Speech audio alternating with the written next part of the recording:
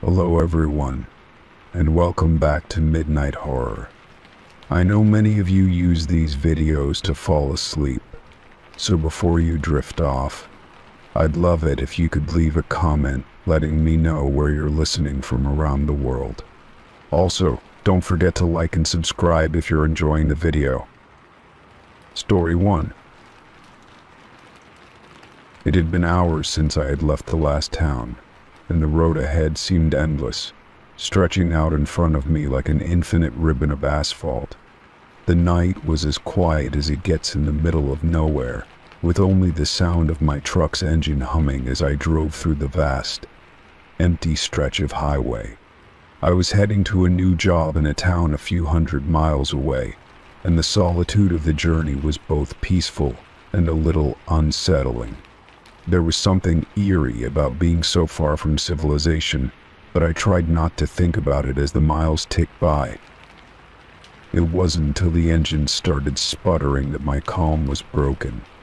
I'd been driving for a few hours without issue, but suddenly the truck began to lose power, the engine jerking and sputtering like it was about to stall. My heart skipped a beat as I gripped the wheel tighter and tried to push the gas pedal, but it didn't respond. The truck began to slow down on its own, despite my efforts to coax it forward. The dashboard lights flickered, and I could feel the engine stuttering like it was gasping for air. I cursed under my breath, realizing I was stranded on a desolate stretch of highway with nothing but darkness around me. I eased the truck to the side of the road and put it in park, my pulse quickening. I had no idea what had gone wrong, but the first thing I needed to do was check under the hood. I got out of the truck and shut the door behind me, feeling the cold night air hit my skin. There were no lights in sight for miles, and the only sound was the occasional rustle of wind through the trees.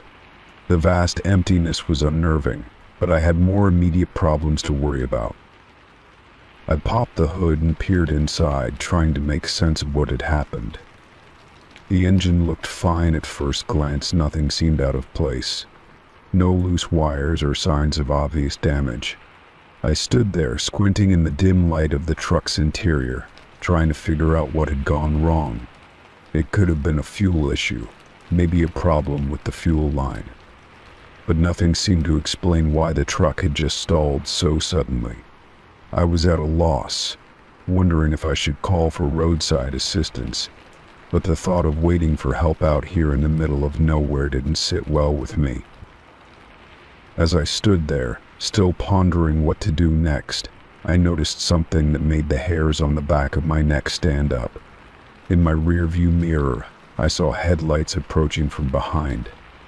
I hadn't heard a vehicle before, but now, the bright lights were growing closer.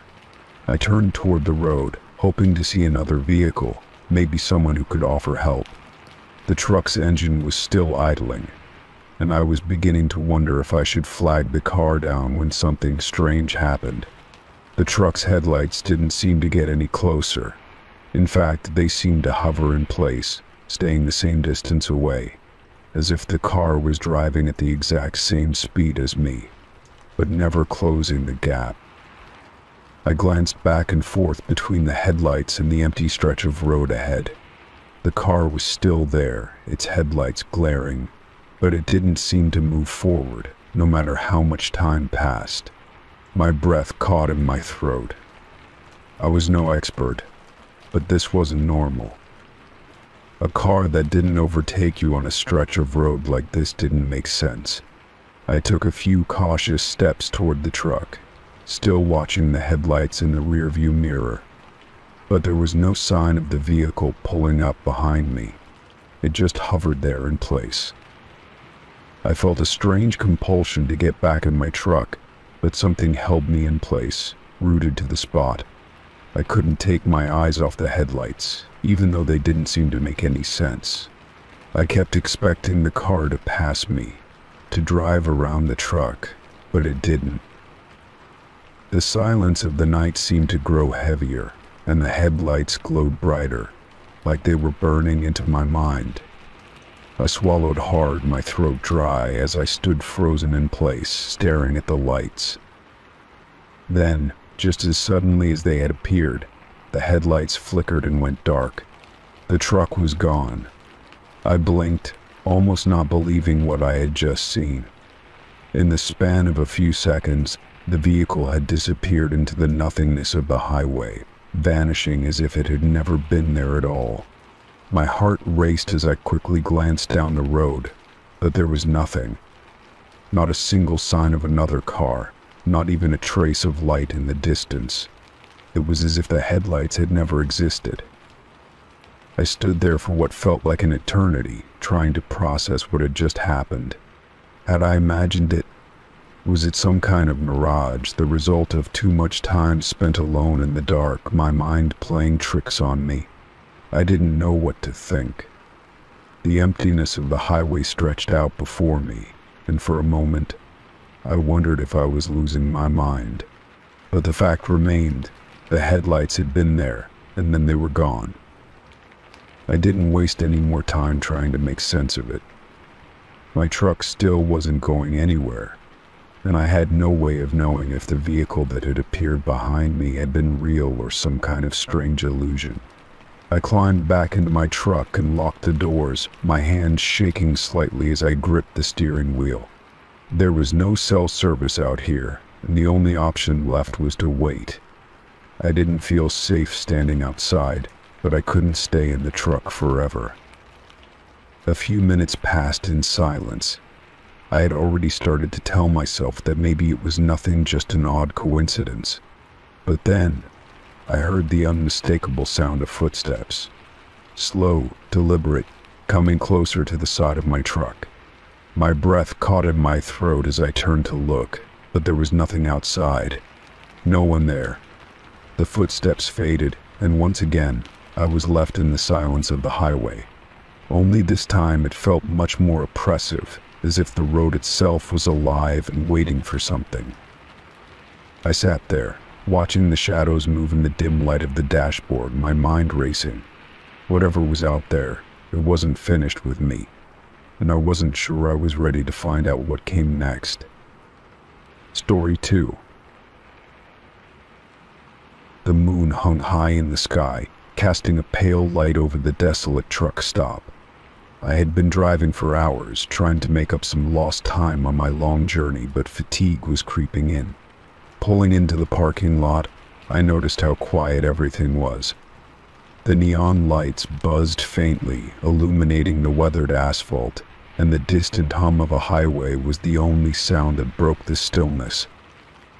I parked near the building, stepping out of my car and stretching my legs.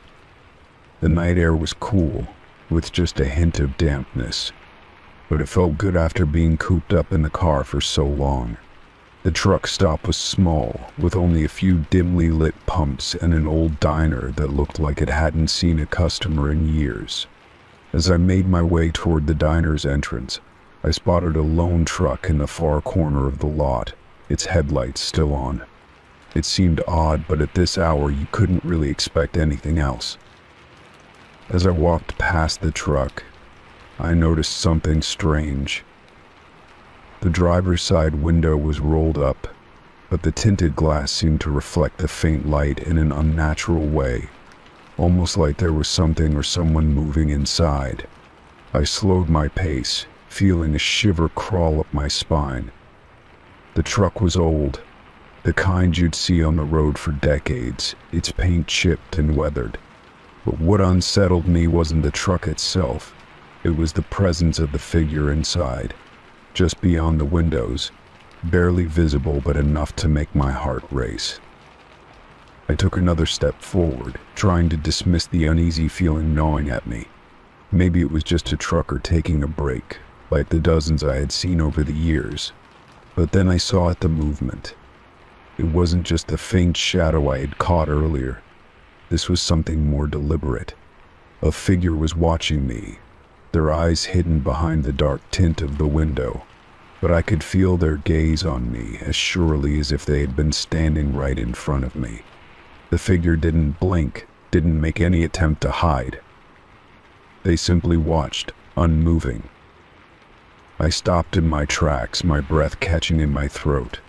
I couldn't see much, but the shape of the figure was unmistakable. It wasn't the movement that terrified me, it was the stillness. The way they remained perfectly motionless, as though they were waiting for me to do something.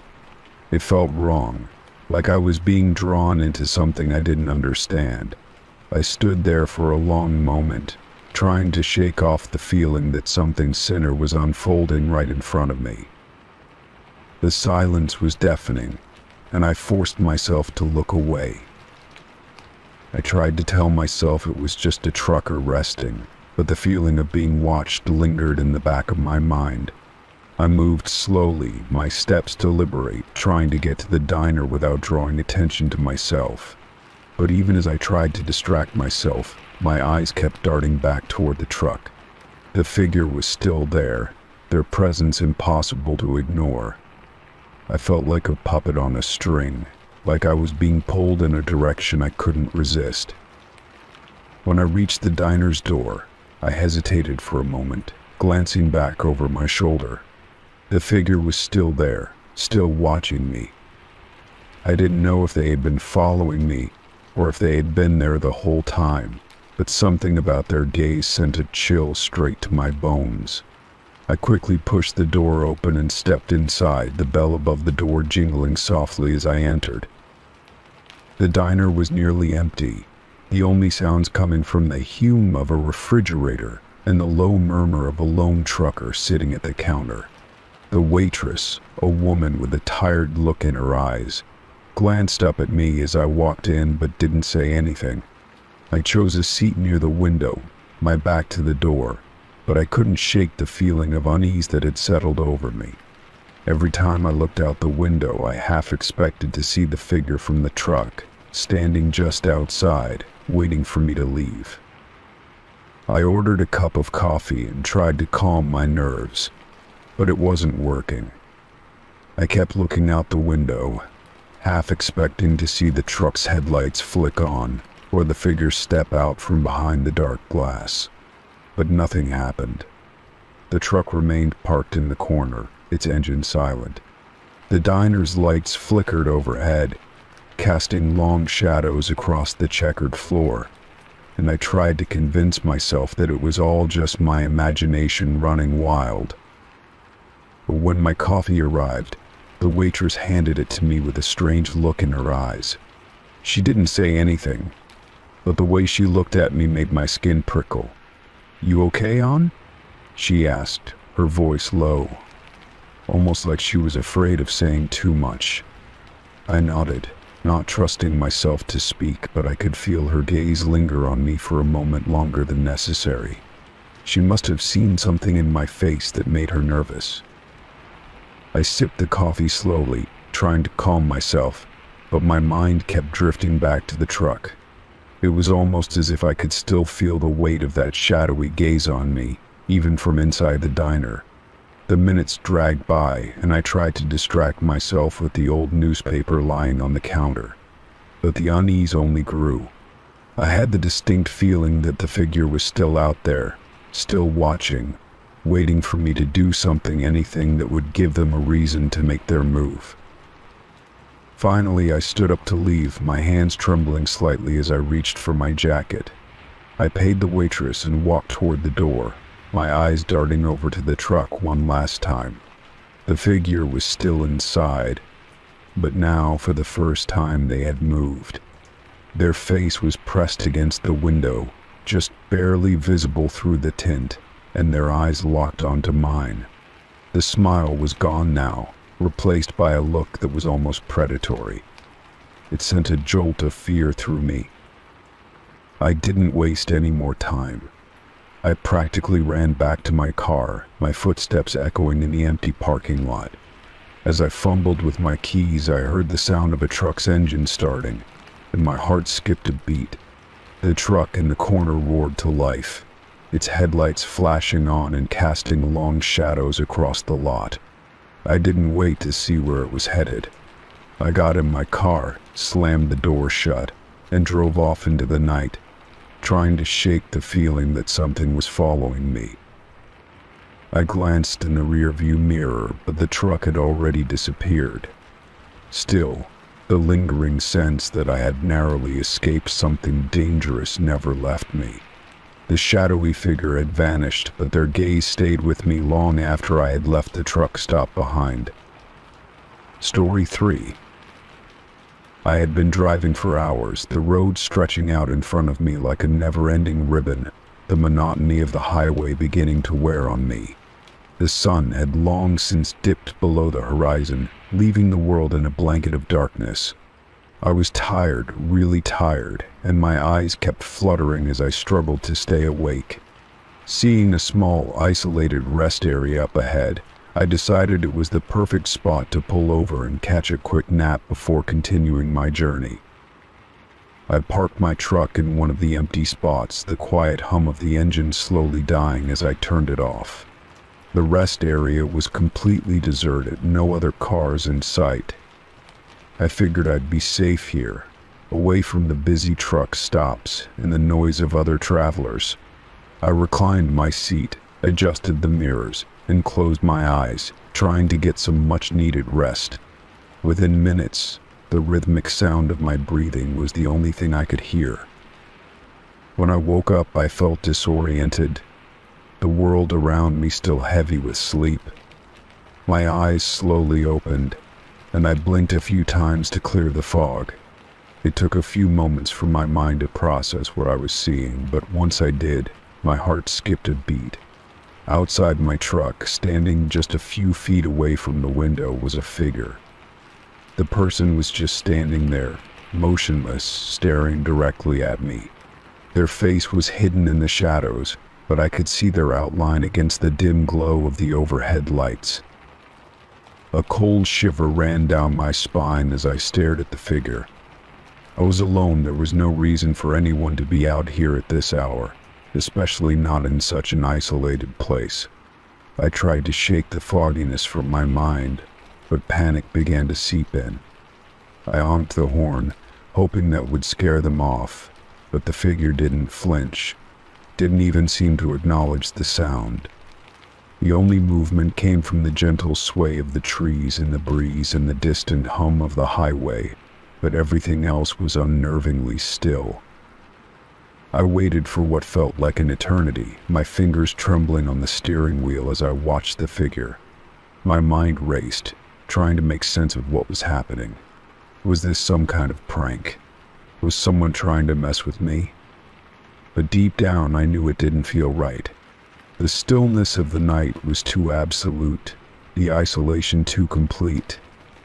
There was something about this situation that felt wrong on a gut level, like I was being watched, studied. I tried to calm myself, telling myself that I was just overreacting. Maybe it was just a hitchhiker, maybe they needed help. But the longer I stared, the more my gut told me that wasn't the case. Whoever this person was, they were standing there deliberately waiting, and I wasn't sure if I wanted to find out why. But then, after what felt like a full minute of staring into the darkness, I made a decision. I couldn't just sit here forever, feeling trapped. I reached for the door handle, taking a deep breath before I swung the door open. The night air hit me immediately, cool and crisp against my skin. I stepped out of the truck, my eyes scanning the area around me for any sign of movement. The figure was still there, standing exactly where they had been when I first saw them. It was impossible to make out any details about them, no features, no distinguishing marks, just a tall, dark silhouette in the night. I called out, my voice shaking despite myself. "Hey, what are you doing out here?" My words hung in the air, swallowed up by the silence. There was no response, no sound at all, except for the faint rustle of leaves in the wind. The figure didn't even flinch. It was as if they hadn't heard me at all, or worse, were ignoring me entirely. I took a cautious step toward them, my body tense, ready to retreat if they made any sudden movements. But as I moved closer, something strange happened. The figure didn't move. They just stood there, unblinking, unmoving, almost as if they were waiting. I could feel the hairs on the back of my neck stand on end. The sensation of being in the presence of someone who wasn't acting like a normal person. I stopped a few feet away, just close enough to try and get a better look at their face, but it was impossible. The shadows hid everything, and I could feel my breath quicken, the weight of the moment pressing on me. I should have just gotten back in the truck, locked the door, and driven away, but I couldn't tear my eyes away from them. Something about the stillness, the way they seemed so detached from everything, unsettled me to my core. I took another step forward, and that's when I noticed that the figure was starting to fade into the darkness. Slowly, almost imperceptibly, they seemed to melt into the night, like a shadow dissipating into the air. I blinked, and in the span of a heartbeat they were gone. No movement, no sound, no trace of their presence. It was like they had never been there at all. My heart raced, and I stumbled backward, my mind unable to fully process what had just happened. I spun around to look at the empty rest area behind me. Nothing. There was no sign of anyone else, no footprints in the dirt, no broken branches. Just the same desolate stillness that had been there when I arrived. I felt the blood drain from my face, my body frozen in disbelief. Had I imagined it all? Was it a trick of the light, my mind playing tricks on me after hours of driving? But I knew better. I had seen that figure. I had heard the stillness, the weight of it pressing in on me. I wasn't crazy. Someone had been standing there, staring at me, and then they vanished without a trace. I didn't stick around to try to figure it out. I slammed the door of the truck shut, locked it, and started the engine with shaking hands. Without a second thought, I sped out of that rest area and onto the highway, eager to put miles between myself and whatever had just happened. Even now, the memory of that figure haunts me. I never saw them again, never found an explanation for what happened that night.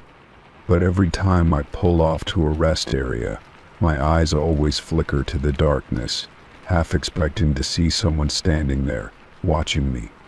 And I can't shake the feeling that maybe, just maybe, someone or something was waiting for me to look away. Story 4. The day had been long. The kind of work that left me aching in places I didn't even know existed.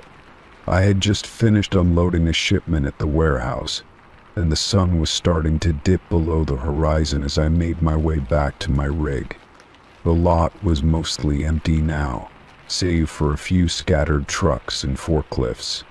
I didn't think much of it at first, the quiet settling over me like a blanket after the chaos of loading and unloading. But as I walked past the rows of parked vehicles, something caught my eye. In the far corner of the lot, near a dilapidated old warehouse, was a truck. It wasn't one I recognized, and it looked out of place among the heavy-duty rigs that usually filled the area. The truck was parked at an odd angle, its engine running. That wasn't entirely unusual. Sometimes trucks were left running to keep the AC or heat going, especially when drivers were resting. But what unsettled me was the driver. I couldn't see anyone behind the wheel, not even a silhouette. The truck sat still, idling, with no sign of movement. I paused for a moment, feeling a strange tug in my gut. The truck's engine hummed steadily, the sound of it vibrating through the air. I glanced around the lot, but it was as quiet as ever. I could feel something, though, an inexplicable sensation that made the hair on the back of my neck stand up. It wasn't just that the truck was sitting there. It was the sense that I was being watched. The kind of feeling that creeps up your spine when you know someone is staring at you, even though you can't see them. I shook the feeling off, chalking it up to exhaustion. Still, as I walked closer to my rig, I couldn't help but glance over my shoulder at the truck every few steps. It was parked so far from the others, almost like it had been intentionally isolated. The odd angle of its parking didn't make much sense either. It was as if the driver had been trying to hide, or at least stay out of sight. I wasn't sure what exactly was bothering me, but there was something about it that just didn't sit right. When I reached the rear of my truck, I hesitated before turning to face the mysterious vehicle again. I could still feel that strange tug in my gut, and the more I tried to ignore it, the stronger it became. I needed to know what was going on. Maybe the driver had fallen asleep, or maybe they were just waiting for someone, but I couldn't shake the nagging feeling that something was off. So against my better judgment, I decided to investigate. I walked slowly toward the truck, my boots crunching on the gravel, and as I got closer, I tried to peek inside. The windows were tinted, but not so dark that I couldn't make out the shape of the cab. I still couldn't see anyone inside. The door was slightly ajar, and I could just make out the outline of the steering wheel, the dashboard lit up by the dim glow of the truck's lights. There was no movement, no sign of life in the truck. It felt as though the whole scene was suspended in time. I took another cautious step forward, and that's when I realized something that made my heart stop. The cab was completely empty. There was no driver, no passenger, nothing. I stood there for a moment, my mind struggling to comprehend what I was seeing. The truck had been running the whole time, the engine humming steadily, but there was no one behind the wheel. No one in the cab at all. My first instinct was to turn and run, but I was rooted to the spot, my body frozen by a combination of confusion and fear. I scanned the area again, looking for any sign of movement. Maybe the driver had stepped out for a minute. Maybe they were in the back of the truck or inside the warehouse. But there was nothing. No one around. The truck sat there in eerie silence, the engine still running, and I could feel the weight of the emptiness pressing down on me. My breath seemed to catch in my chest, and I suddenly became acutely aware of how isolated I was. I was alone in the lot, with no one else in sight. I stepped forward cautiously, my mind racing with possibilities. Maybe the truck was abandoned. But if it was abandoned, why was the engine still running? Why hadn't anyone come to check on it? The thought that someone might have been hiding in the back of the truck or in one of the nearby warehouses sent a chill down my spine. I glanced over my shoulder again, but the lot was still eerily quiet. There were no other trucks moving, no signs of life. The only thing that was real in that moment was the truck, and the growing sense of unease it had stirred in me. I reached for my phone, thinking about calling the security company, but as I pulled it from my pocket, I froze. There was something else I hadn't noticed before, something I couldn't quite put my finger on. As I stood there, staring at the truck, I realized that the headlights had never flickered off. They were still on, casting long shadows across the ground, yet the truck had been sitting there for a while. No one had come near it, and it hadn't moved an inch. I wanted to call out, to ask if anyone was there, but the words stuck in my throat. It felt as though I was intruding on something I shouldn't be a part of. Maybe it was the loneliness of the situation, the eerie silence that surrounded me, but my gut was telling me to leave, to walk away and pretend I hadn't seen it. I could call someone from the safety of my rig, but something about the truck made me feel like it wasn't supposed to be disturbed. Something about it felt wrong, like it was part of a bigger picture I wasn't meant to understand. I took a few steps back, my mind racing, my heartbeat pounding in my ears. I kept my eyes on the truck as I moved, trying to gather my thoughts, trying to make sense of the situation. But the more I looked at it, the more I felt the oppressive weight of something that wasn't quite right. I didn't know what it was, but the truck and its empty cab felt like a warning, a strange omen that I couldn't shake. I turned and walked back to my rig, keeping one last glance at the truck behind me. The engine was still running. Story 5. I'd always found something oddly comforting about late-night drives. The roads were empty, the world quiet, and the hum of the car's engine was almost like a lullaby. It was the perfect time to clear my head, especially after long shifts or stressful days. As the miles passed, I could feel the tension easing from my shoulders, the weight of the day slowly fading away. On this particular night, the air had a chill to it, and the moon hung low in the sky, casting a silver glow over the empty streets. I wasn't in a hurry, just driving with no real destination in mind. My headlights swept over the familiar landmarks of the small towns I passed through. I was used to the sights: the old diner, the cracked road signs, the abandoned gas stations that always seemed to be on the outskirts of town, forgotten and left to fall apart. But tonight, one of those gas stations stood out to me in a way that made my skin crawl. As I approached the abandoned station, I noticed something unusual on the roof. There, standing perfectly still, was a man. He didn't move at all. He was just standing there, staring directly at me as I drove past. My heart skipped a beat, and I instinctively glanced away, my eyes glued to the road.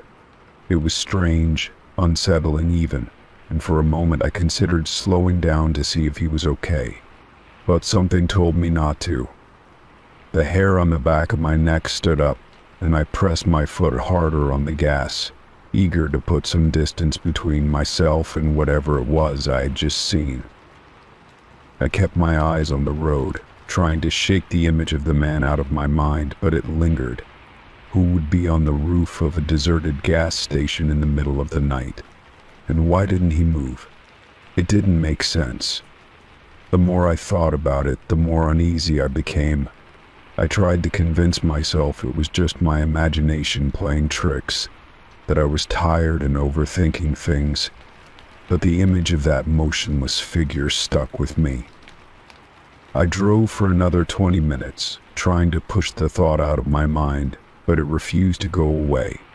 I felt like I was being watched, like someone was waiting for me to look back and confirm they were there. I couldn't shake the feeling that I wasn't alone, that there was something off about that man on the roof.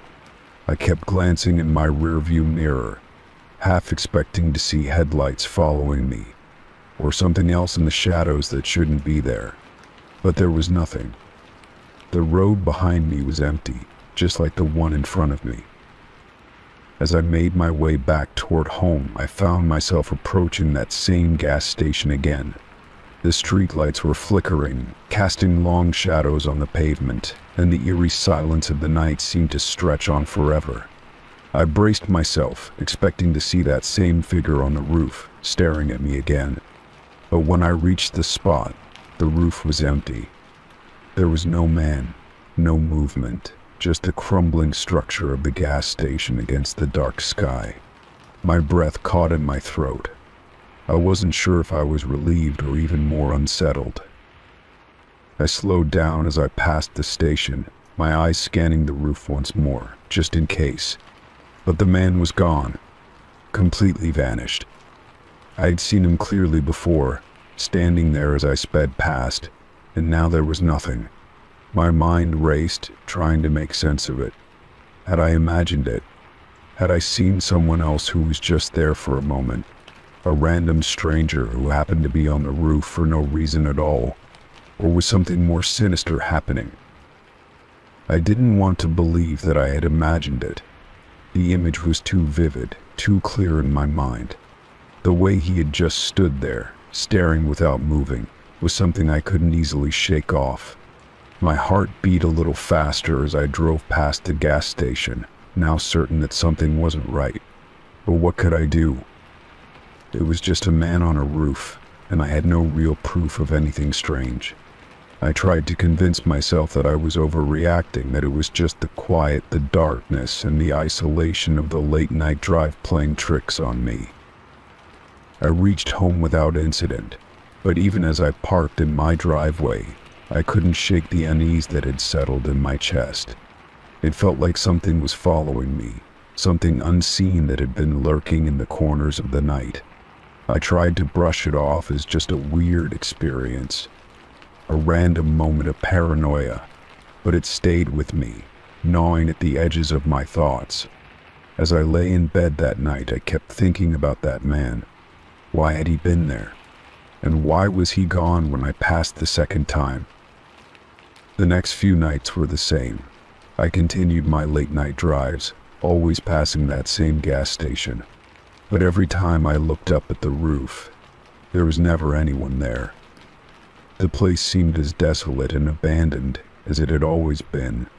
Still, I couldn't help but feel that something had shifted, that something had been different that night.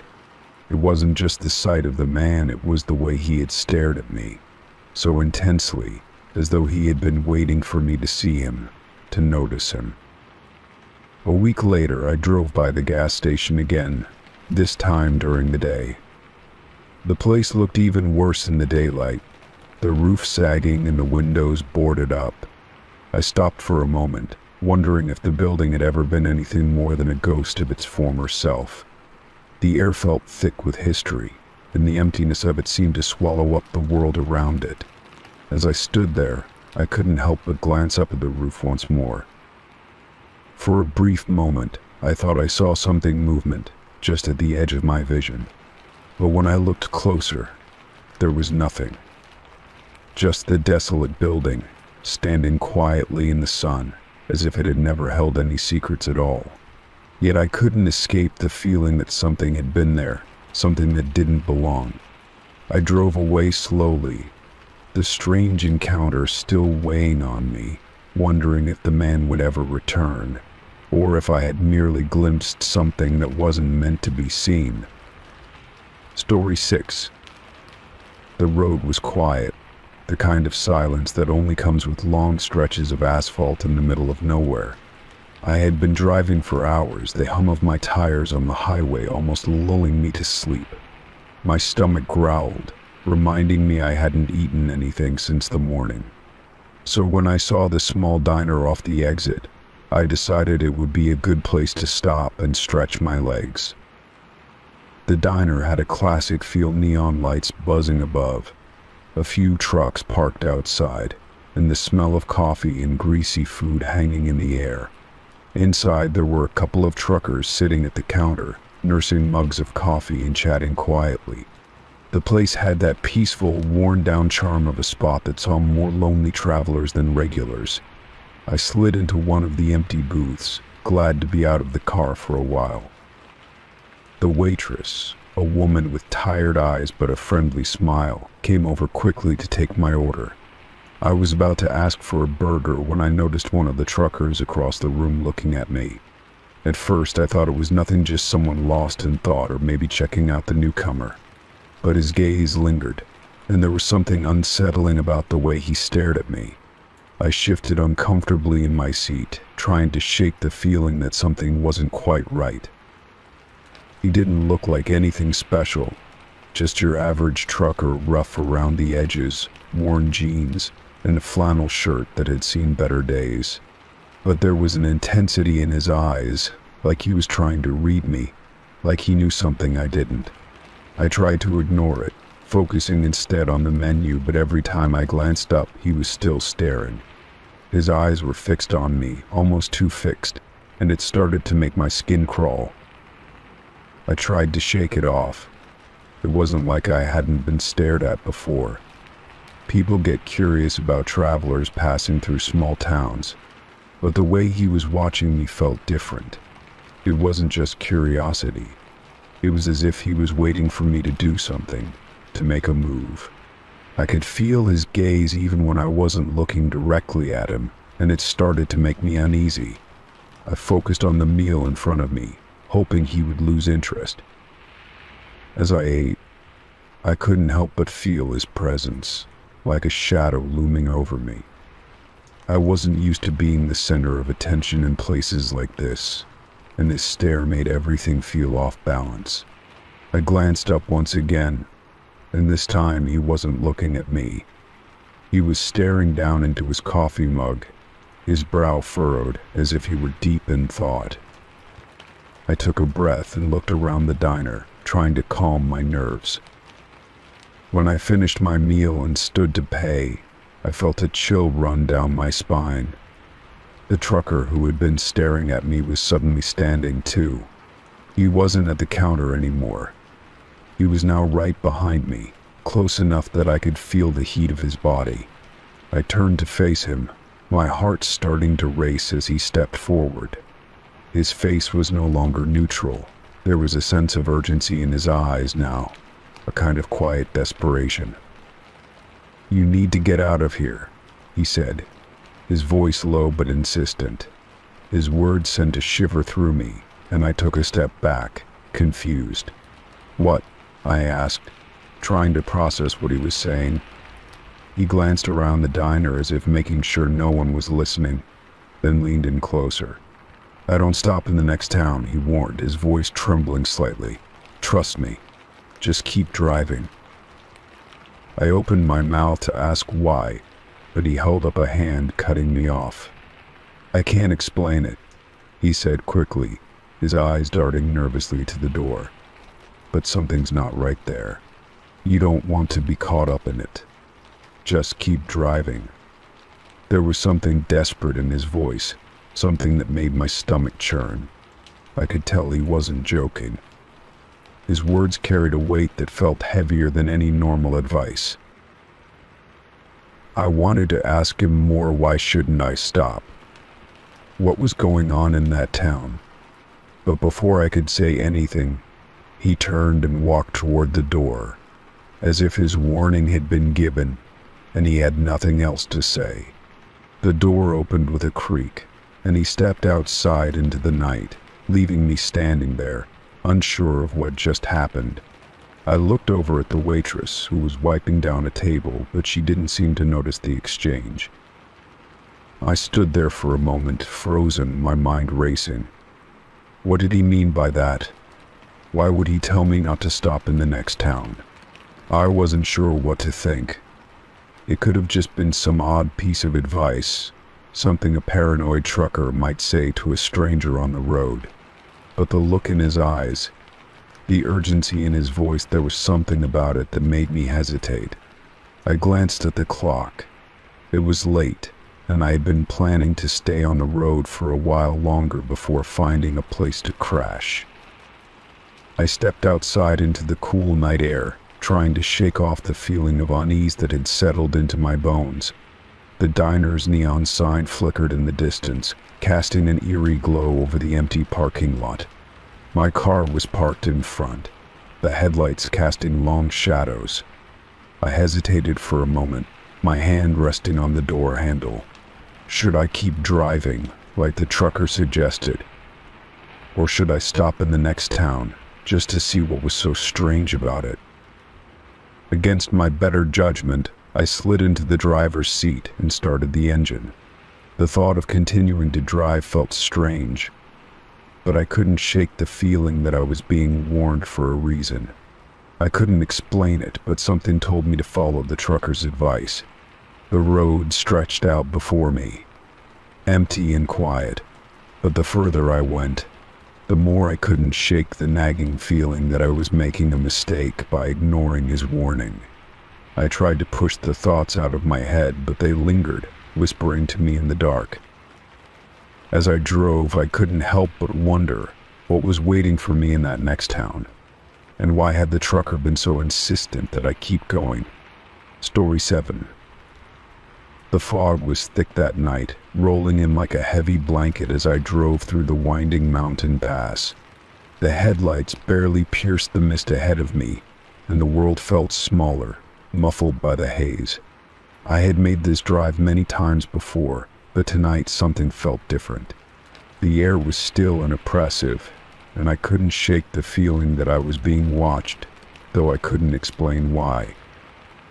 I had been driving for about an hour when the radio crackled, pulling me out of my uneasy thoughts. At first, I thought it was just the usual static you get when you're in a remote area with poor signal, so I fiddled with the dial, trying to find a station. But instead of the usual static or music, I heard something else, a soft, labored breathing. My fingers froze on the radio dial, and I leaned in closer, my heart skipping a beat. The breathing was deep, slow, almost as if someone was right there, on the other side of the airwaves, inhaling heavily, just waiting. I quickly turned the knob, hoping to break the connection, but the breathing didn't stop. It grew louder, closer, as if whoever was on the other end was leaning in right next to me, their breath echoing in the otherwise silent cabin of my car. My stomach churned and a cold sweat began to bead on my forehead. I slammed my hand down on the radio, desperately trying to turn it off, but it wouldn't budge. The sound persisted, as steady and haunting as ever. Panic surged through me. I had heard stories of strange occurrences on isolated mountain roads, but this felt different. This felt personal. The fog outside seemed to grow thicker, pressing in on all sides, and I felt as though I was trapped, unable to escape. I looked around, half expecting to see someone standing just outside the window, but the only thing I saw was the swirling mist, its ghostly tendrils creeping closer to my car. I finally managed to turn the radio off, but the silence that followed was deafening. I took a deep breath, trying to calm myself, but the eerie stillness only made things worse. The fog outside seemed to press against the windows, blocking out everything. I could barely see the road in front of me, and all I could hear was the thumping of my own heartbeat in my ears. I had never felt so alone. Despite my best efforts to push through the unsettling feeling, my mind kept drifting back to the breathing on the radio. It was as if the person, if it was even a person, was still with me, just outside my reach. I gripped the steering wheel tighter and tried to focus on the road ahead, but every turn seemed to lead deeper into the fog. The road was narrow, winding and treacherous, with sheer drops on one side and towering trees on the other. I had to concentrate, or I risked losing control of the car. As I continued driving, I couldn't shake the feeling that I wasn't alone. I checked the rearview mirror every few seconds, half expecting to see headlights approaching from behind, but there was nothing. No one. Just the thick, suffocating fog that made the road feel endless. The further I went, the more I began to feel like I was descending into some sort of purgatory, a place where the ordinary rules of time and space didn't apply. And then, just as I rounded a tight bend, the radio came back on. It wasn't the static this time, though it was the breathing again. Only this time it was louder, more frantic, as though whoever it was on the other end was panicking. The sound seemed to reverberate through the car, shaking me to my core. I glanced at the radio in horror, trying to reach for the off button, but my hand couldn't seem to move fast enough. I slammed on the brakes, the tires screeching against the wet road, and the car came to a jarring stop. My heart pounded in my chest as I stared out into the thick fog, hoping to see some sign of life. Maybe a car, a person, anything that could explain the sound, but there was nothing. Just the thick, oppressive silence that seemed to press in on me from all directions. I rolled the window down slightly, hoping to hear anything, but all I could hear was the faint rustle of leaves and the distant howl of the wind. The breathing was gone. I sat frozen for what felt like an eternity, my hands trembling on the steering wheel. I wanted to move, to get out of there, but a part of me was afraid to drive forward. I had no idea where I was anymore. The familiar road signs had long disappeared, swallowed up by the fog. My phone was dead, the screen blank when I tried to check it, leaving me with no way of knowing how far I had come, or how much further I had to go. After a few minutes of hesitation, I slowly began to inch the car forward, my eyes darting nervously to the rearview mirror and side windows. The fog seemed to part just enough for me to see a few feet ahead, but it didn't help much. The road stretched on, empty and deserted. There were no signs of life, no other cars, no lights, no nothing. Then, as I came around another bend, I saw something that made my blood run cold. A figure, just a silhouette, stood in the middle of the road. They were shrouded in the mist, too indistinct to make out any details, but their presence was unmistakable. I slammed on the brakes again, this time with all my strength, the car screeching to a halt just inches away from them. I stared in shock at the figure, but they didn't move, didn't react, just stood there, their form barely discernible against the backdrop of the fog. My heart raced as I slowly rolled down the window, half expecting the same heavy breathing to come through the air. But there was only the silence. The figure was still standing there, unmoving, a shadow in the fog. I took a deep breath, my mind racing with questions, trying to make sense of what was happening. I didn't know if the figure was real or just some manifestation of my growing fear. But I couldn't bring myself to move, to get closer, to find out. With a trembling hand, I put the car in reverse and backed up slowly. The figure remained motionless in the middle of the road, just watching me. I didn't dare take my eyes off them as I reversed, the fog swallowing me whole. When I finally turned the car around and sped off in the opposite direction, the radio remained eerily silent. But the feeling that someone was still out there, watching me, lingered long after the fog had begun to clear. Story 8. It was a quiet night. The kind that made the hours drag on slowly.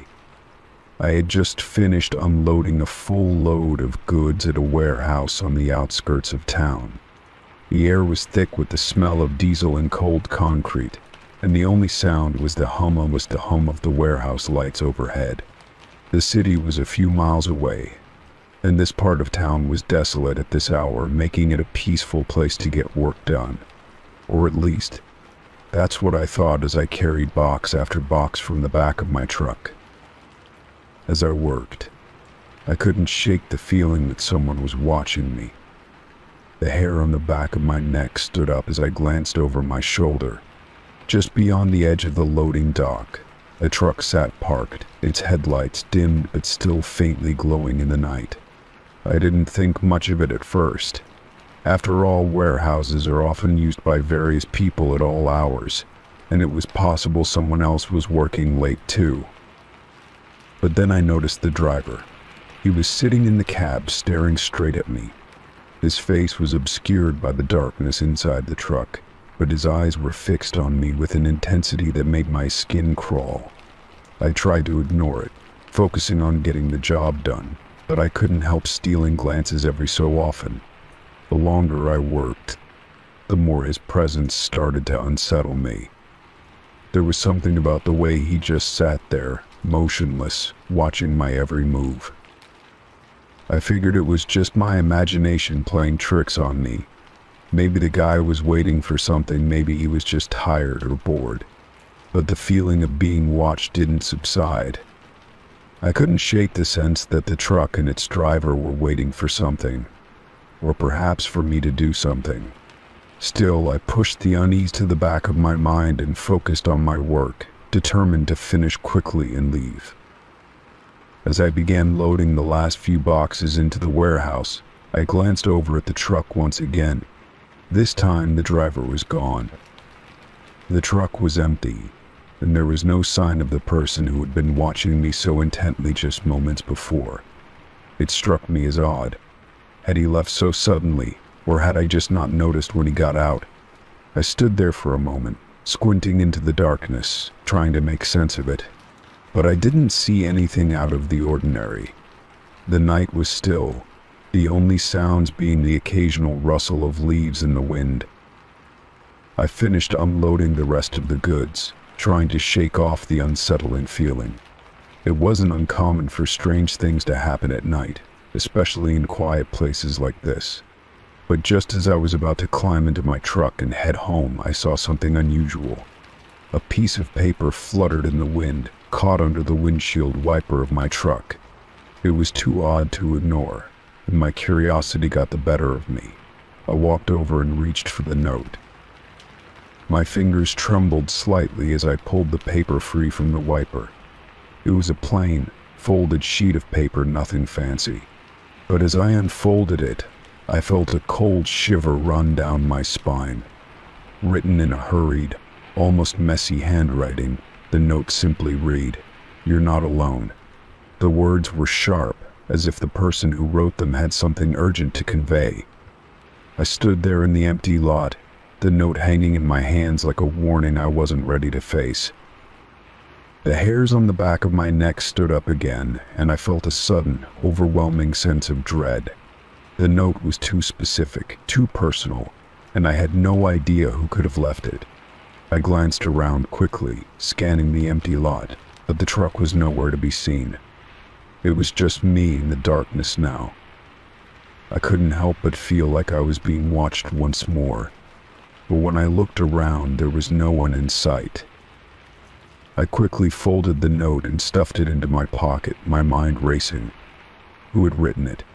And what did it mean? The phrase echoed in my head like a haunting refrain. You're not alone. I had been alone just moments ago, unloading boxes, unaware of anyone else being nearby.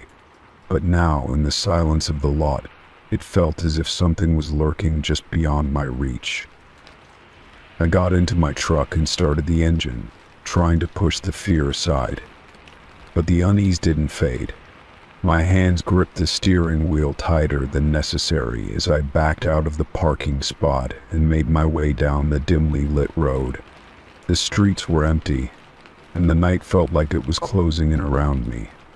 As I drove away from the warehouse, I couldn't help but glance in my rearview mirror, half expecting to see headlights following me. The further I drove, the more I convinced myself that it was all in my head. Maybe I was overreacting, imagining things where there was nothing. But as I passed a few streetlights, I caught a fleeting glimpse of something in the mirror, a shadow moving just beyond the glow of the lights. It was too quick to be sure, but I couldn't shake the thought that it was the same truck following me now, just out of sight. I turned onto a side street, trying to lose whatever suspicion was gnawing at me. But even as I did, I couldn't escape the feeling of being hunted. Every turn I made felt like a loop. Every straight stretch of road seemed to stretch on longer than it should. My eyes kept flicking back to the rearview mirror, scanning for any signs of the truck, but I never saw it. By the time I reached my apartment, my hands were clammy, and my heart was pounding in my chest. I parked in my usual spot and sat there for a moment, staring out at the darkened street. There was no sign of anyone or anything unusual, but the words on that note, the memory of the driver's gaze, and the creeping suspicion that I wasn't alone, those things stayed with me long after the night had ended. As I locked my truck and walked toward my apartment door, I couldn't shake the feeling that whatever was going on, whatever had happened that night, wasn't over. I wasn't alone. Not anymore. Story 9. It was around midnight when I first heard the buzzing. My CB radio, which I usually only used for background noise while I worked late, suddenly crackled to life, the static louder than I'd ever heard. At first I thought maybe it was just some interference, the usual random static that sometimes plagued the airwaves. But then the buzzing faded, and a distorted voice emerged from the noise, sending a chill down my spine. Stay off the back roads. The voice was gravelly, almost muffled, as if the person was speaking through layers of thick fabric. The words came out slowly, deliberately, like a warning that should have been taken seriously. I sat frozen, my hand hovering over the radio's knob, unsure whether I should respond or just turn it off. But the voice didn't repeat itself, and the static returned as quickly as it had gone, filling the room with an unsettling hum. I shook my head, dismissing the whole thing as a prank. It wasn't the first time I'd heard strange things on the CB, people messing around, trying to scare someone in the middle of the night. Still, I couldn't shake the uneasy feeling that settled in my chest.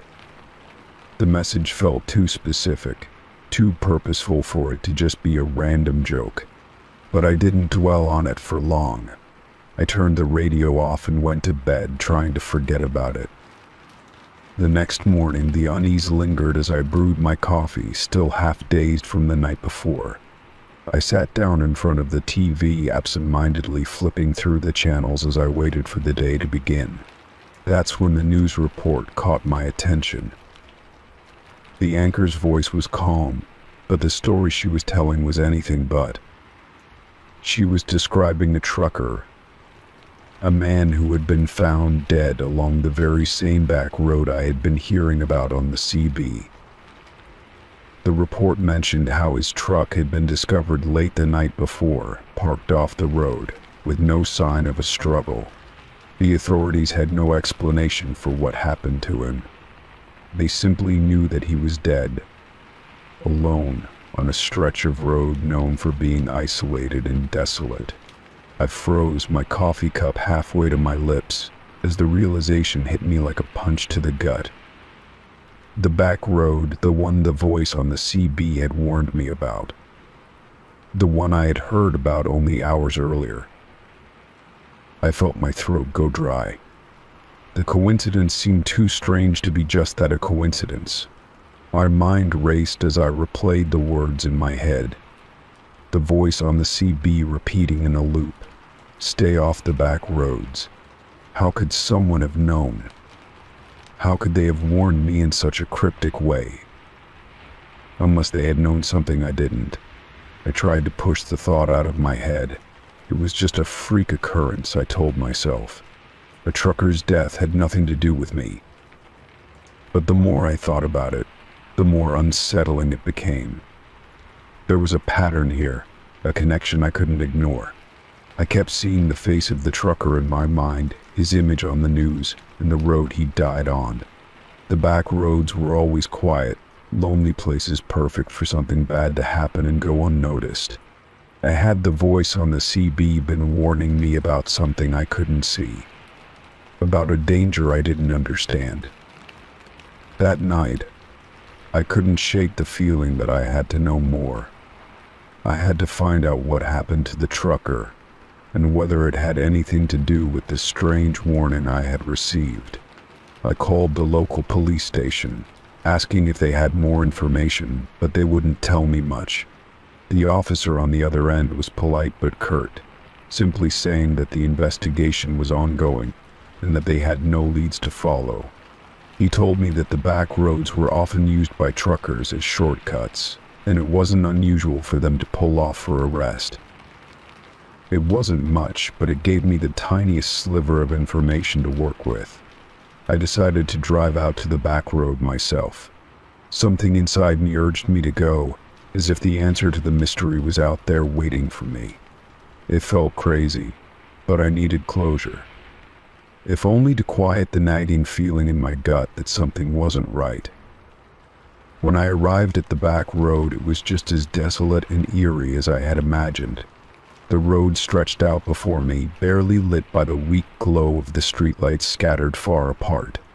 The trees along the sides were thick, their branches reaching out like twisted fingers.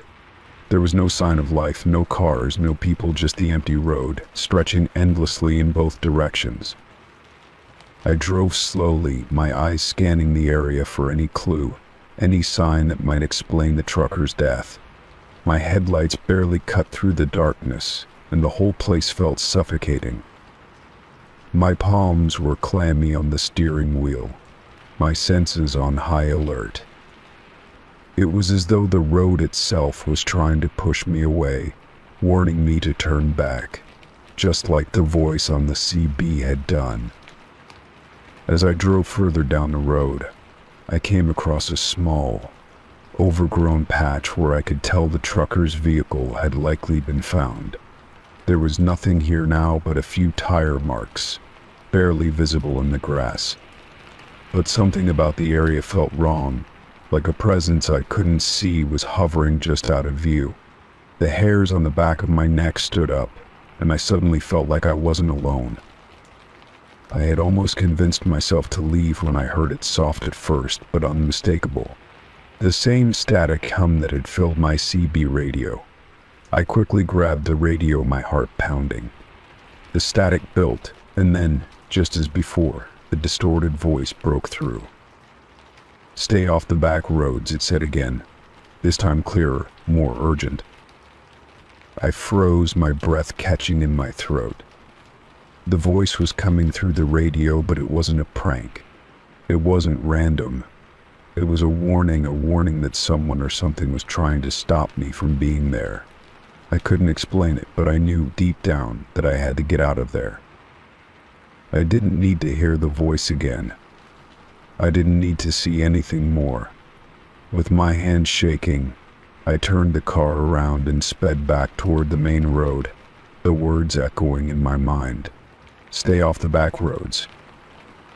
The next day, I learned that another trucker had gone missing on the same stretch of road. The authorities were investigating, but no one could explain the strange deaths, nor the whispers of a warning on the airwaves. I never went back to that road again. And every time I hear static on my CB, I still wonder who or what was trying to warn me. Story 10. I've been driving for over 10 years, and I've always considered myself a confident driver. I've navigated busy highways, winding mountain roads, and late-night drives without much trouble. But one night, a simple wrong turn changed everything.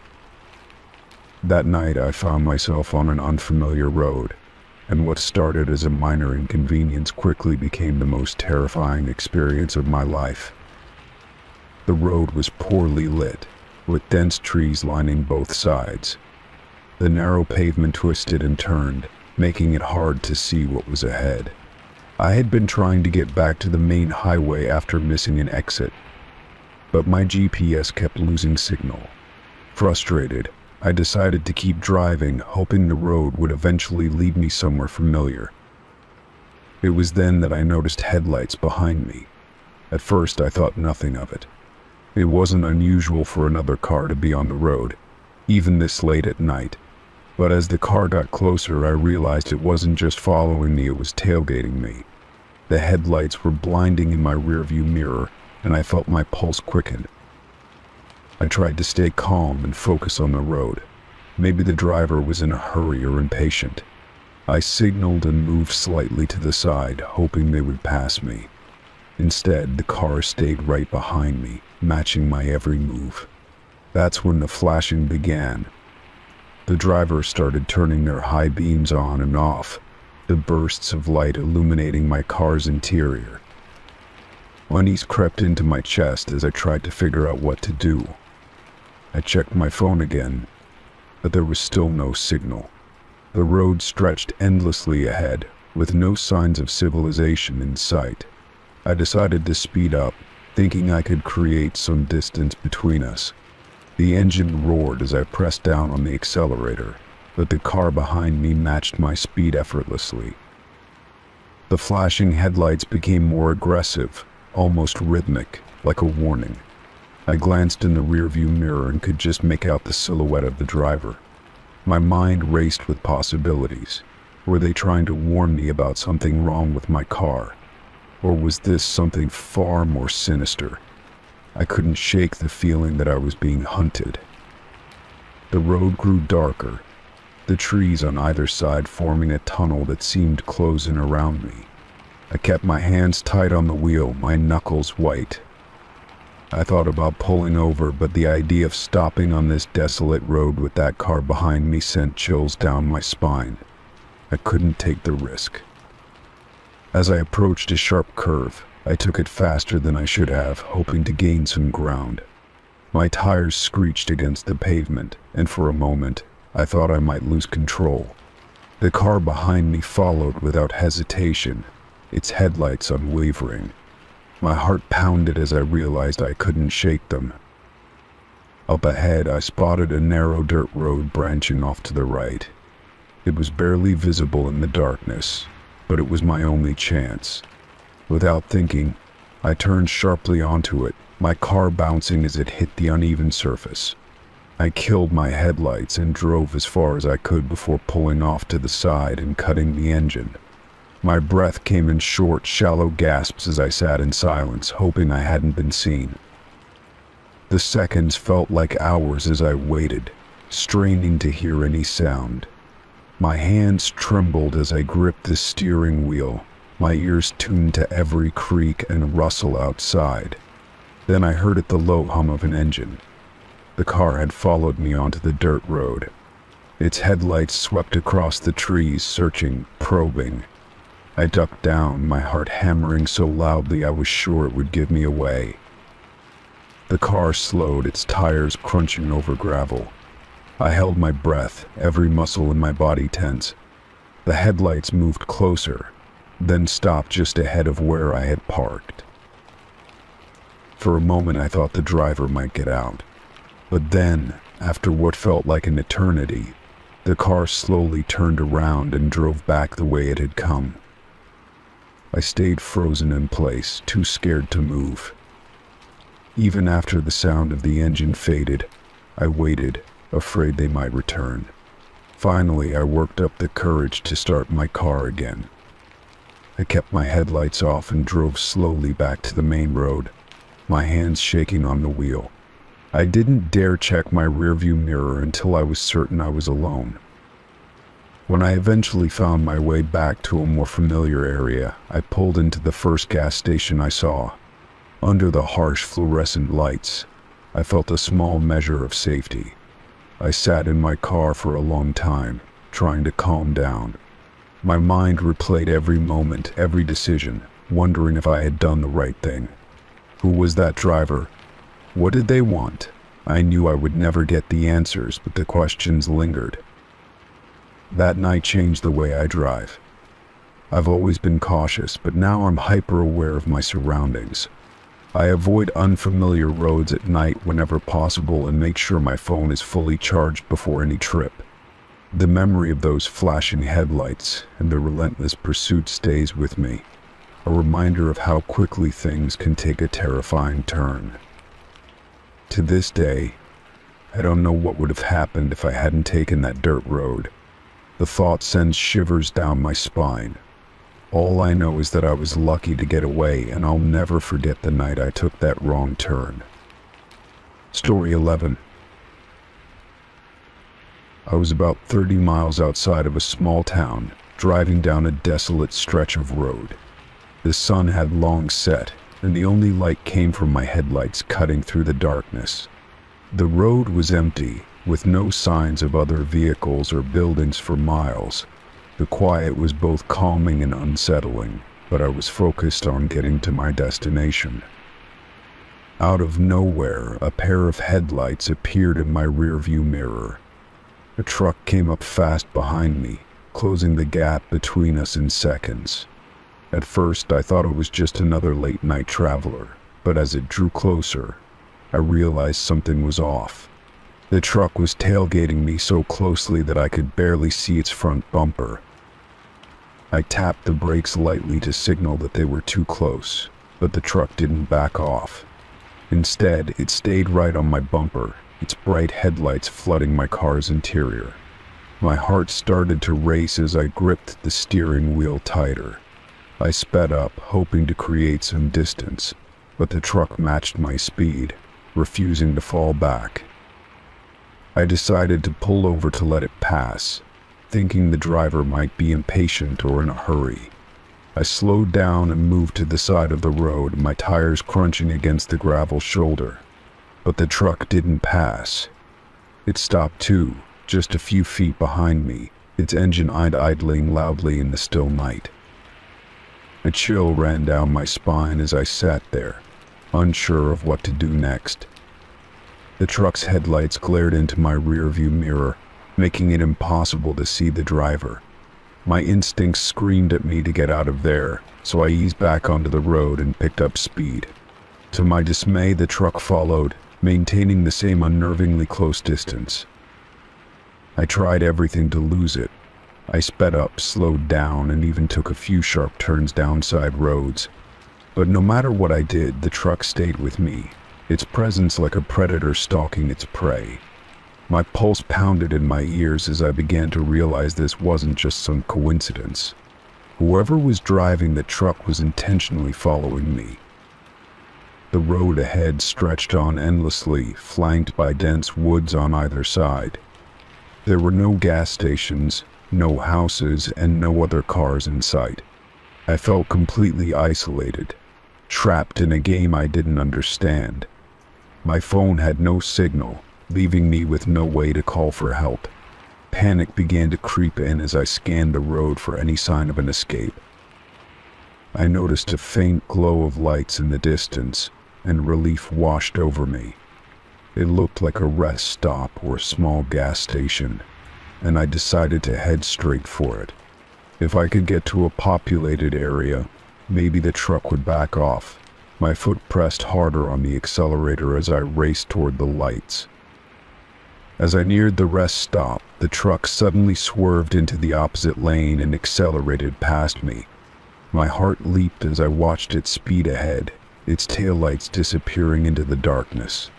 For a moment, I felt a wave of relief, thinking the ordeal was over. But then, as I approached the rest stop, I saw the truck parked on the side of the road, its engine still running. My hands trembled as I drove past it, trying not to look over. Out of the corner of my eye, I thought I saw a figure in the driver's seat, but the darkness made it hard to tell. I debated stopping at the rest stop, but something about the truck being there felt wrong. I kept driving, my stomach in knots as I left the lights behind and plunged back into the night. The truck didn't follow me this time, but the unease lingered. Every few minutes I checked my mirrors, half expecting to see those headlights again. The road grew narrower and more winding, the woods on either side seeming to close in. I couldn't shake the feeling that I was still being watched, even though the truck was nowhere in sight. After what felt like hours, I finally saw the faint glow of the small town up ahead. The sight of streetlights and buildings brought a sense of safety I hadn't felt in miles. I drove straight to the nearest gas station and parked under the bright lights, my hands still shaking as I turned off the engine. Inside the gas station, I told the attendant what had happened, hoping they might have some insight. The man behind the counter listened intently, his expression growing grim. "You're not the first person to say something like that," he said quietly. "There've been reports of a truck harassing drivers on that stretch of road. No one knows who's driving it, but it always disappears before the police can catch it." His words sent a shiver down my spine. I thanked him and stepped outside, feeling the cool night air against my skin. My car sat under the fluorescent lights, looking small and vulnerable. I hesitated for a moment before getting back inside, double-checking that the doors were locked. The drive to my final destination was uneventful, but the tension in my chest didn't ease until I pulled into the driveway. Even then, I found myself looking over my shoulder as I unloaded my bags. That night, I barely slept, my mind replaying the events over and over. The truck, the headlights, the feeling of being hunted, it all felt like a bad dream. In the days that followed, I avoided that stretch of road, taking longer routes to bypass it altogether. I couldn't shake the feeling that whoever was driving the truck hadn't been doing it for fun. They had a purpose, one I was grateful not to have discovered. Even now, the memory of those headlights in my rearview mirror sends a chill through me. Story 12. I pulled into the rest stop to take a quick break. The drive had been long and uneventful, the kind that lulls you into a false sense of security. The lot was nearly empty, just a couple of cars parked near the entrance and a lone truck far off in the shadows. Its lights were off and the cab looked dark, but something about its presence unsettled me. I parked my truck close to the building, wanting to stay in the glow of the overhead lights. The restroom building stood stark and silent, its fluorescent bulbs casting an unnatural glare on the pavement. The air was cool, carrying the faint scent of pine from the surrounding woods. I stepped out, the gravel crunching under my boots, and headed toward the restrooms, feeling the weight of the stillness around me. As I passed the truck, I caught myself glancing at it. It was an older model, with rust creeping along its edges and a cracked windshield. I couldn't see inside the cab, but the feeling that someone might be watching me crept in. I quickened my pace, brushing off the unease as nothing more than the result of exhaustion. The restroom was as expected, dimly lit and eerily quiet. The sound of the faucet echoed as I washed my hands, and I couldn't shake the sensation of being alone yet observed. I dried my hands quickly, the thin paper towels crumpling in my grip, and headed back outside. The parking lot was just as I'd left it, but the truck now seemed even darker, as if it absorbed the surrounding light. As I walked past the truck again, the hairs on the back of my neck stood up. There was a faint sound, almost imperceptible at first, like the crunch of gravel underfoot. My breath caught in my throat as the sound repeated, deliberate and measured. Footsteps. They were behind me, but I couldn't bring myself to turn around. My heart pounded as I quickened my pace, each step feeling heavier than the last. The gravel beneath my boots seemed louder now, the sound of my own movements blending with the faint echo of someone else's. The distance to my truck felt impossibly far, and I resisted the urge to break into a run. Running might provoke someone to act. I reached my truck and fumbled with the keys, my hands trembling. The footsteps had stopped, but the silence was almost worse. I forced myself to glance back, but the lot was empty. The truck in the shadows sat still, its presence menacing but unmoving. I climbed into my cab and locked the doors, my breathing ragged as I started the engine. The roar of the engine broke the oppressive silence, but I didn't feel any safer. I checked my mirrors, scanning the lot for any sign of movement. Nothing. Yet the feeling of being watched lingered, a weight pressing against my chest. I shifted into drive and pulled out, keeping my eyes on the rearview mirror as I left the rest stop behind. The highway stretched out before me, the dark ribbon of asphalt lit only by my headlights. The unease refused to fade, my mind replaying the sound of those footsteps over and over. I tried to rationalize it. Maybe it had been my imagination, a trick of the mind brought on by fatigue. But deep down, I knew better. After driving for a few miles, I spotted another rest stop up ahead. I debated pulling over again, hoping the presence of more people might ease my nerves. As I approached, I noticed it was similarly deserted, save for a single car parked near the entrance. I decided against stopping, the memory of the footsteps too fresh. The night stretched on, the miles blurring together as I drove. I couldn't shake the sense of being followed, though the road behind me remained empty. Each shadow cast by the trees along the highway seemed to shift and writhe, playing tricks on my tired eyes. I gripped the wheel tighter, determined to put as much distance as possible between myself and that rest stop. Hours later, I finally reached a well-lit truck stop bustling with activity. The bright lights and the presence of other travelers brought a wave of relief. I parked and sat in my truck for a moment, letting the tension drain from my body. The safety of the crowd was a comfort, but the memory of that night lingered, a nagging reminder of how quickly things could feel wrong. I stepped out and stretched. The noise of the truck stop a stark contrast to the oppressive silence I had left behind. People moved about, talking and laughing, their voices blending with the hum of engines. For the first time that night, I felt a sense of normalcy returning. Yet, even in the safety of the crowd, I couldn't help but glance over my shoulder, half expecting to see a figure lurking in the shadows. The experience stayed with me long after that night.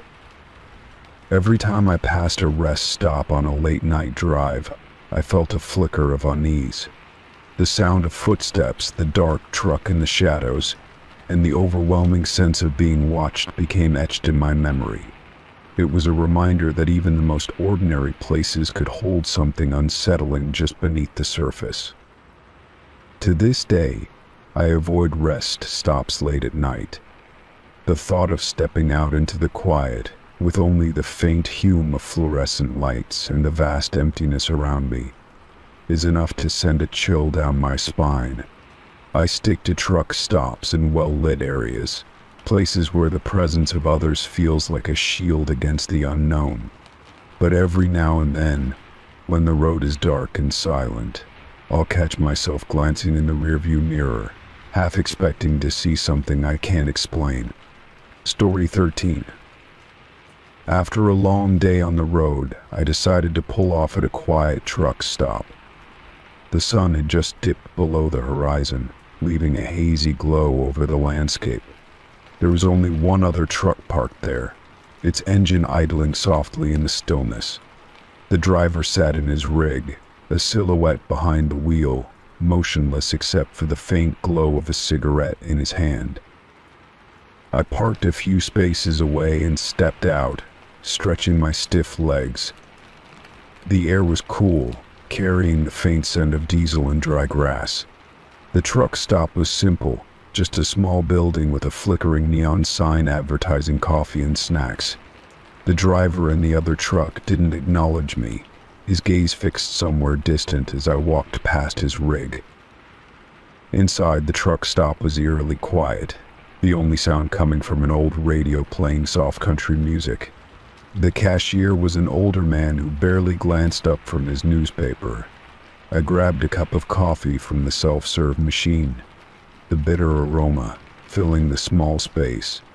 The walls were lined with faded posters and shelves of road maps that looked like they hadn't been touched in years. When I stepped back outside, I immediately noticed something was off. The other truck was gone. It had been parked right there, its engine running when I went inside. Now all that remained was an empty parking space. Confused, I glanced around the lot, expecting to see taillights disappearing into the distance, but there was nothing. Then I saw them. A pair of boots sat on the ground where the truck had been. They were worn, with scuffed leather and cracked soles positioned neatly as if someone had stepped out of them and vanished. My heart began to race as I approached them, the quiet of the night suddenly feeling oppressive. There was no sign of the driver anywhere. I stood there for a moment, unsure of what to do.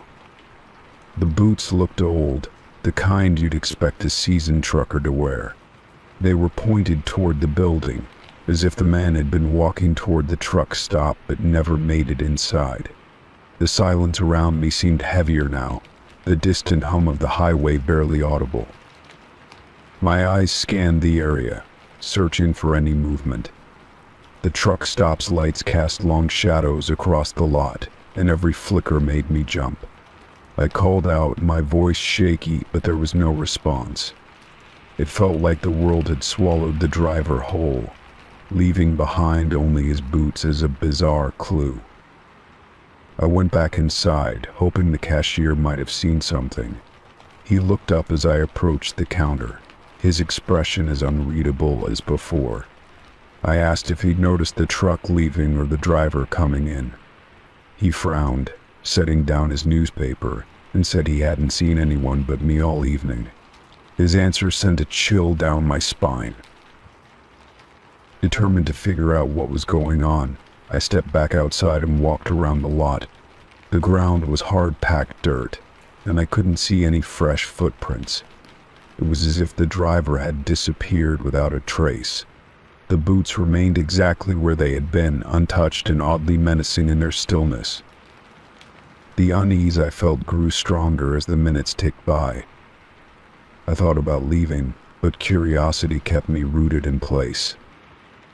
I decided to take a closer look at the boots, crouching down to examine them. There was nothing unusual about them at first glance, but as I reached out to touch one, I noticed something strange. The ground beneath them was damp, even though the rest of the lot was dry. It looked almost like sweat, glistening faintly in the dim light. The air seemed to grow colder as I stood there, and a sudden gust of wind whipped through the lot. The boots tipped over, landing on their sides with a soft thud. The sound startled me, and I stepped back, my heart pounding. It felt like the night was watching me, waiting for something to happen. I decided I'd had enough. Grabbing my coffee from the roof of my car, I climbed in and locked the doors. As I started the engine, I couldn't shake the feeling that I was being watched. My headlights illuminated the boots one last time before I backed out of the lot. They looked smaller somehow, almost insignificant, but I couldn't forget them. Driving back onto the highway, I kept glancing in my rearview mirror, half expecting to see the missing truck or its driver following me. The road stretched on, dark and empty, but the unease stayed with me. I couldn't explain what I'd seen or why it felt so wrong. All I knew was that something about that truck stop wasn't right. Hours later, I pulled into a motel, still rattled by the experience. As I checked in, the receptionist commented on how pale I looked, asking if I was feeling okay. I nodded, not wanting to explain what had happened. That night I barely slept, my mind replaying the scene over and over. In the days that followed, I tried to forget about it, but the image of those boots stayed with me. I even considered going back to the truck stop to see if they were still there, but something told me it was better to leave it alone. The mystery of the missing driver and his boots would remain unsolved, a strange memory that haunted the edges of my thoughts. Even now, when I stop at a quiet truck stop late at night, I find myself looking for boots on the ground. I'll glance at the other drivers, wondering if they're real or if they too might vanish into the night. The road is full of mysteries, and some are better left unexplored. Story 14. The route through the small town had always been uneventful. It was the kind of place that felt suspended in time, with cracked sidewalks, peeling paint on houses, and a single blinking traffic light. I rarely saw anyone out, especially at night, which made it the perfect shortcut. But tonight, something felt off as I approached the outskirts. The first thing I noticed was the glow. Every single house was illuminated, their lights casting eerie yellow halos onto the empty streets. It was strange enough to see so many lights on past midnight, but as I drove deeper into town, a creeping unease began to settle in. The lights weren't the only thing that felt wrong. I slowed down, glancing at the rows of houses. Curtains shifted as I passed, and faint movements caught my eye. It wasn't just the lights, there were people inside, standing at their windows, watching. Their silhouettes were faint, but their eyes seemed to gleam in the dim light. I tried to tell myself it was nothing. Maybe there'd been a town meeting or a local event that ran late.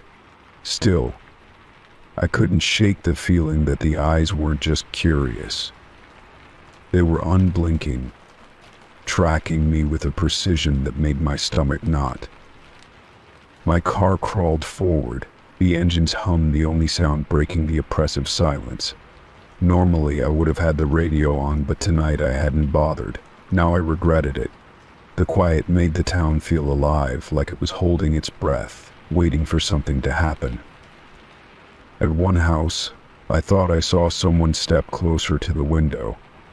Their face was pale, almost ghostly, as they pressed it against the glass. I couldn't make out their features, but their presence felt suffocating.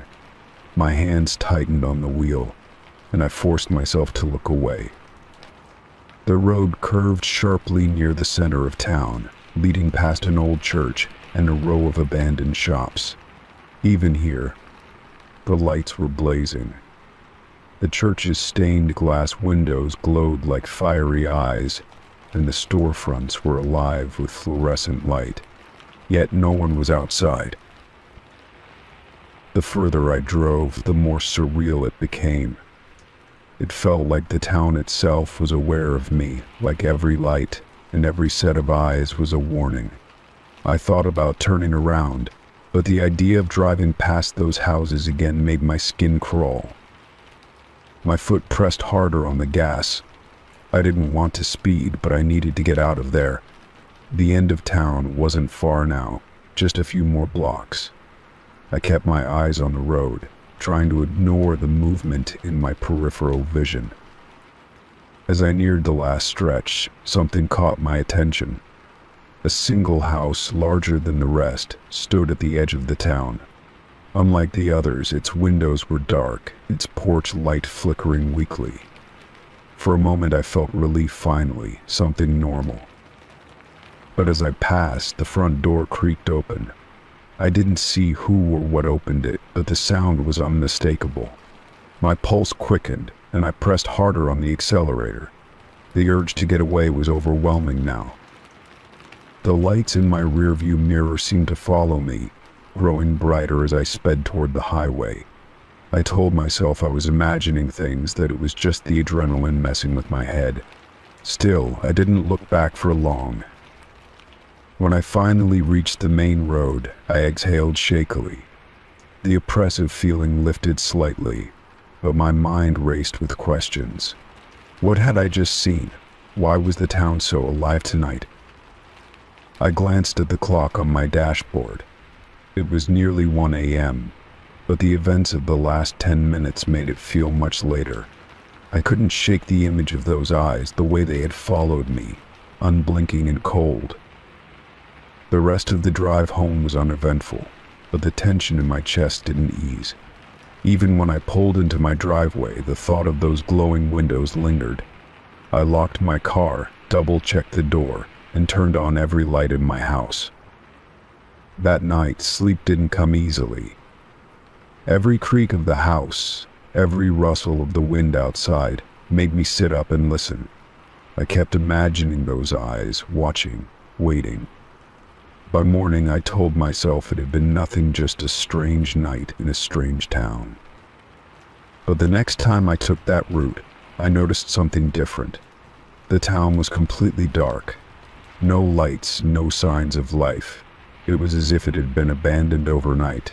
The eerie glow and the watching eyes were gone, leaving behind an unsettling silence. I didn't stop to investigate. Whatever had happened there, I wanted no part of it. From then on, I chose a different route, even if it added time to my drive. Some places are better left undisturbed. Even now, I can't explain what I saw that night. I've told myself it was a trick of the light, a figment of my imagination, but deep down I know the truth. That town wasn't normal, and I was lucky to get out. Sometimes, late at night, I wonder if the town is still there. If I were to take that road again, would the lights be back on? Would the eyes be waiting? The thought alone is enough to keep me far, far away. Story 15. It was one of those long-haul nights where the road seemed endless and the darkness pressed in like a weight. The hum of the engine and the faint crackle of the CB radio were my only companions as I navigated the lonely highway. When the fuel gauge dipped lower than I'd planned, I spotted a dimly lit gas station up ahead and decided to pull in. The place looked deserted, the kind of station that had seen better days and probably wouldn't see many more. I stepped out of the cab, the cool night air brushing against my skin as I grabbed the nozzle to fill up. The silence was unnerving, broken only by the faint squeak of the gas pump and the distant hum of insects. The lights overhead flickered, casting uneven shadows across the gravel lot. That was when I saw him, a man trudging toward me from the far side of the station. He moved slowly, his boots dragging against the ground, creating a crunching sound that seemed louder than it should have been. His figure was tall and broad, but his face was obscured by the shadow of his hat. I felt the weight of his stare even before I looked directly at him. Something about his presence felt off, though I couldn't put my finger on why. I nodded at him out of courtesy, hoping for some acknowledgement, but he didn't respond. His gaze never left me, even as he passed by, his movements deliberate and unhurried. I told myself he was probably just another trucker, someone who'd seen too many miles and had too few words left to share. But the unease lingered as I watched him disappear into the darkness beyond the pumps. Once the tank was full, I replaced the nozzle and glanced around, my eyes drawn to the shadows where the man had vanished. The night seemed quieter now, as if it were holding its breath. I shook off the feeling, chalking it up to the exhaustion that came with long hours on the road. Climbing back into the cab, I locked the doors out of habit and started the engine. As I pulled out of the station, the headlights swept across the lot, briefly illuminating the area. There was no sign of the man. The gravel where he had walked was undisturbed, as if he had never been there. A chill ran down my spine, but I forced myself to focus on the road ahead. The highway stretched out like a ribbon of black, and I was eager to put distance between me and the station. Miles passed, but the feeling of being watched clung to me. The rear-view mirrors reflected only darkness, yet I couldn't shake the sense that I wasn't alone. The CB radio crackled to life, breaking the silence with static and fragmented voices. I reached for the dial to adjust the frequency, but the voices were too faint to make out. As the night wore on, I noticed headlights in the distance behind me.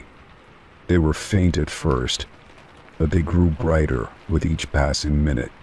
I kept my eyes on the road, trying not to let my imagination get the better of me. But when the lights drew close enough, I realized it was a pair of high beams, blinding and unrelenting. The vehicle behind me wasn't passing, nor was it falling back.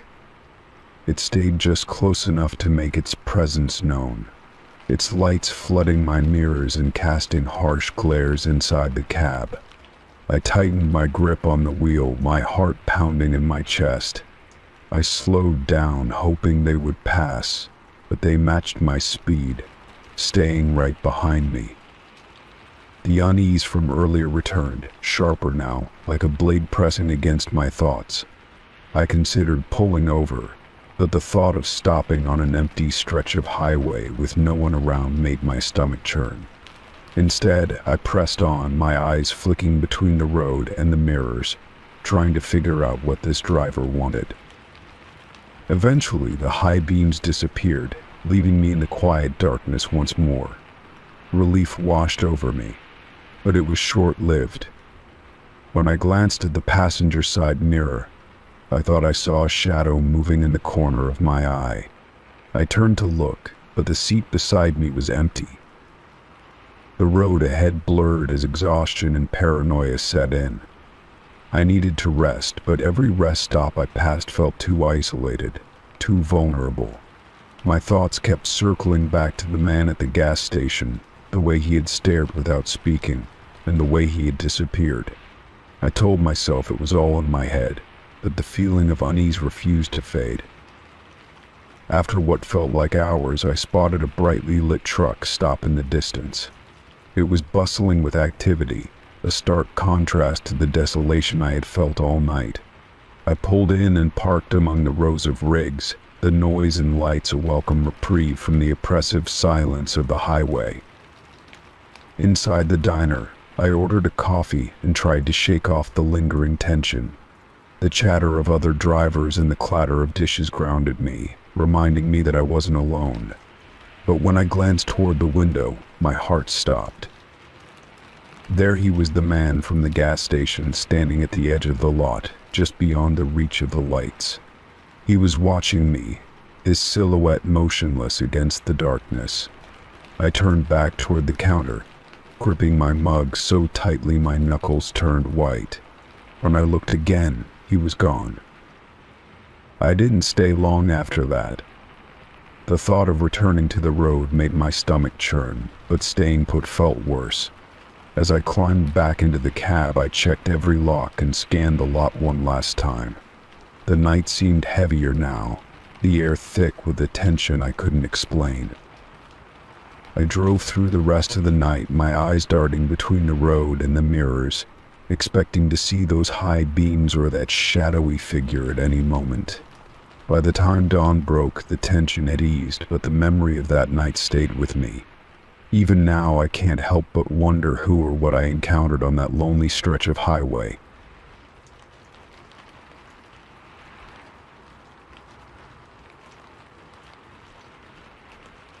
Story 16. I had been driving for hours along a desolate stretch of highway, the kind that seems to stretch endlessly under a gray sky. The road was flanked by dense trees on either side, their branches intertwining to form a canopy that blocked out much of the fading light. The monotony of the drive was broken only by the occasional chirp of my car's tires as they rolled over patches of loose gravel. I had barely seen another vehicle in the past hour, and the silence was almost oppressive. As I rounded a gentle curve, I saw a figure up ahead on the shoulder of the road. It was a man standing stiffly, his arm raised as he waved me down. He was wearing a dark jacket, and his face was partially obscured by the shadow of the trees. Something about his posture struck me as odd, but I couldn't quite put my finger on it. I slowed the car and pulled over a few yards ahead of him, my curiosity outweighing the slight unease I felt. I rolled down the window and called out to him, asking if he needed help. He didn't respond. Instead, he stood there for a moment longer, staring at me with an intensity that made my skin prickle. The thought crossed my mind that perhaps he was injured or in shock, so I decided to step out of the car and approach him. As soon as I opened the door and set foot on the asphalt, he turned abruptly and disappeared into the trees. For a moment I stood there, frozen in place. It was as though he had evaporated into the forest. The underbrush was thick, and the ground sloped steeply downward just beyond the tree line. It didn't seem possible that he could have moved so quickly. I called out again, my voice louder this time, but there was no reply. Only the rustling of leaves answered me, stirred by a faint breeze that seemed colder than it had been moments before. I hesitated, debating whether to follow him into the woods. Something about the whole situation felt wrong, but I couldn't shake the thought that he might be in trouble. Taking a deep breath, I stepped closer to the trees, peering into the dim undergrowth. The light was fading fast, and the shadows seemed to deepen with every passing second. My heart pounded as I called out once more, my voice sounding small and uncertain against the vast stillness. There was no sign of him. The forest seemed to swallow up my words, and an eerie silence settled around me.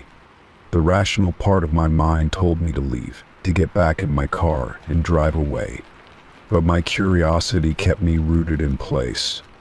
I scanned the ground for footprints or any sign that someone had been there, but the forest floor was covered in a thick layer of leaves that betrayed no trace. I decided to venture a few steps into the woods, just far enough to satisfy my conscience. The air felt heavier here, laden with the earthy scent of damp soil and decaying leaves. Every crackle of a twig under my foot sounded unnaturally loud, and I couldn't shake the feeling that I was being watched. My eyes darted around, searching for any movement among the trees, but all I saw were shadows. After a few minutes, I stopped and stood still, straining my ears for any sound that might indicate the man's presence. A faint rustling caught my attention, and I turned toward it, my heart leaping into my throat. But it was only a squirrel darting up the trunk of a tree, its small body barely visible in the dim light. I let out a shaky breath, feeling both relieved and frustrated. Whoever the man was, he was long gone. As I made my way back to the car, I couldn't shake the sense of unease that clung to me. The forest seemed darker now, the trees more foreboding. When I reached the car, I glanced back one last time, half expecting to see the man standing at the edge of the woods, watching me. But there was nothing. Only the stillness of the trees and the faint hum of insects filled the air. I got back in the car and locked the doors, my hands trembling slightly as I gripped the steering wheel. As I pulled back onto the road, I kept glancing in the rearview mirror, half expecting to see him emerge from the trees and start walking after me. But the road remained empty, stretching out behind me like a ribbon of asphalt swallowed by the encroaching night. The encounter stayed with me as I continued my drive. I couldn't shake the image of the man's face, or the way he had vanished so suddenly. Questions swirled in my mind, each one more unsettling than the last. Who was he? Why had he been standing there, alone on such a remote stretch of road? And why had he fled into the woods when I tried to help him? I thought about stopping at the next town to report the incident, but when I finally reached civilization, the streets were deserted, and the only building with lights on was a small diner. I parked in front of it, hesitating for a moment before deciding to go inside. The waitress behind the counter gave me a polite smile as I took a seat, but I couldn't bring myself to bring up what I'd seen. It sounded too strange, too unreal. As I sipped my coffee, I overheard a conversation between two older men sitting at a nearby table. They were talking about the stretch of highway I had just driven through, mentioning how it had a reputation for strange occurrences. My ears perked up, and I couldn't resist asking them what they meant. One of the men looked at me, his expression serious, and said there had been stories for years about people seeing figures by the side of the road who would disappear when approached. I felt a chill run down my spine as he spoke. He described encounters eerily similar to mine, and the more he talked, the more certain I became that what I had experienced wasn't just a figment of my imagination. When I asked if anyone had ever found out who the figures were, he shook his head. No one knows, he said. Some say they're spirits. Others think it's just folks playing tricks. But whatever it is, it's enough to make you think twice about stopping on that road at night. I left the diner feeling more unsettled than ever. As I got back in my car and continued my journey, I couldn't shake the feeling that I had brushed up against something beyond explanation. Even now, I can't drive past a lonely stretch of road without glancing at the shoulder, half expecting to see a figure standing there, waiting. Story 17.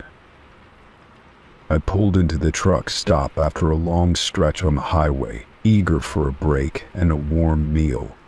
The parking lot was dimly lit, the yellow lights casting long shadows over the rows of trucks and cars. As I parked, I noticed a man standing by one of the big rigs. He was tall and broad-shouldered, wearing a cap pulled low over his face. His stance was still, his gaze fixed on the lot. Curious, I waved to him, trying to be friendly, but he didn't react. He didn't nod or move, just stood there, as though carved out of stone. It was odd, but I shrugged it off, figuring he was deep in thought or perhaps tired from a long haul. Truckers had their own routines, and I didn't want to intrude. The diner attached to the truck stop was small and unassuming, with a flickering neon sign that buzzed faintly in the night. I walked inside, the doorbell chiming softly as I entered. The smell of fried food and coffee greeted me, and a few other travelers sat scattered at tables, eating quietly. I took a seat by the window where I could still see the parking lot and the man by his truck. As I waited for my food, I found myself glancing outside more often than I meant to. The trucker hadn't moved. He stood in the exact same spot, his silhouette framed by the glow of the parking lot lights. There was something unsettling about his stillness, as though he were waiting for something or someone. I told myself it was none of my business and focused on my meal when it arrived. The food was comforting in its simplicity, a plate of scrambled eggs and toast with a side of hash browns. I ate slowly, letting the warmth of the diner and the murmur of conversations around me soothe my nerves. Still, every so often, my eyes drifted back to the window. The man was still there, unmoving. It began to feel as though he were part of the scenery, an immovable fixture in the night. By the time I finished eating, the diner had quieted even more. The other patrons had left, and the waitress was wiping down tables with a tired expression. I paid my bill and thanked her, stepping back into the cool night air. The parking lot was as quiet as I had left it, but when I glanced toward where the trucker had been standing, I froze. The truck was gone. There was no sign of it, no rumble of an engine fading into the distance. It was as though the rig and the man had vanished without a trace. I scanned the lot, half expecting to see him further down, perhaps parked in another space, but it was empty. The silence felt heavier now, pressing down on me like a weight. A chill ran down my spine as I walked to my car, the hairs on the back of my neck standing on end. I couldn't shake the feeling that something was off, that I had missed something important. My car was parked near where the truck had been, and as I approached, I noticed something on the ground. It was a small piece of paper, fluttering slightly in the breeze. I picked it up, turning it over in my hands. It was blank, save for a faint, oily smudge in the corner. It could have been nothing, a scrap of trash left behind, but the sight of it made my stomach churn. I looked around again, half expecting the trucker to reappear, but the lot remained eerily still. Getting into my car, I locked the doors out of habit, my fingers gripping the steering wheel tightly. I sat there for a moment, staring at the empty space where the truck had been. The thought crossed my mind that maybe he had driven off while I was paying my bill. But the diner's windows had a clear view of the lot. I would have seen him leave, or at least heard the engine roar to life. Shaking my head, I started the car and pulled out of the lot, the headlights cutting through the darkness.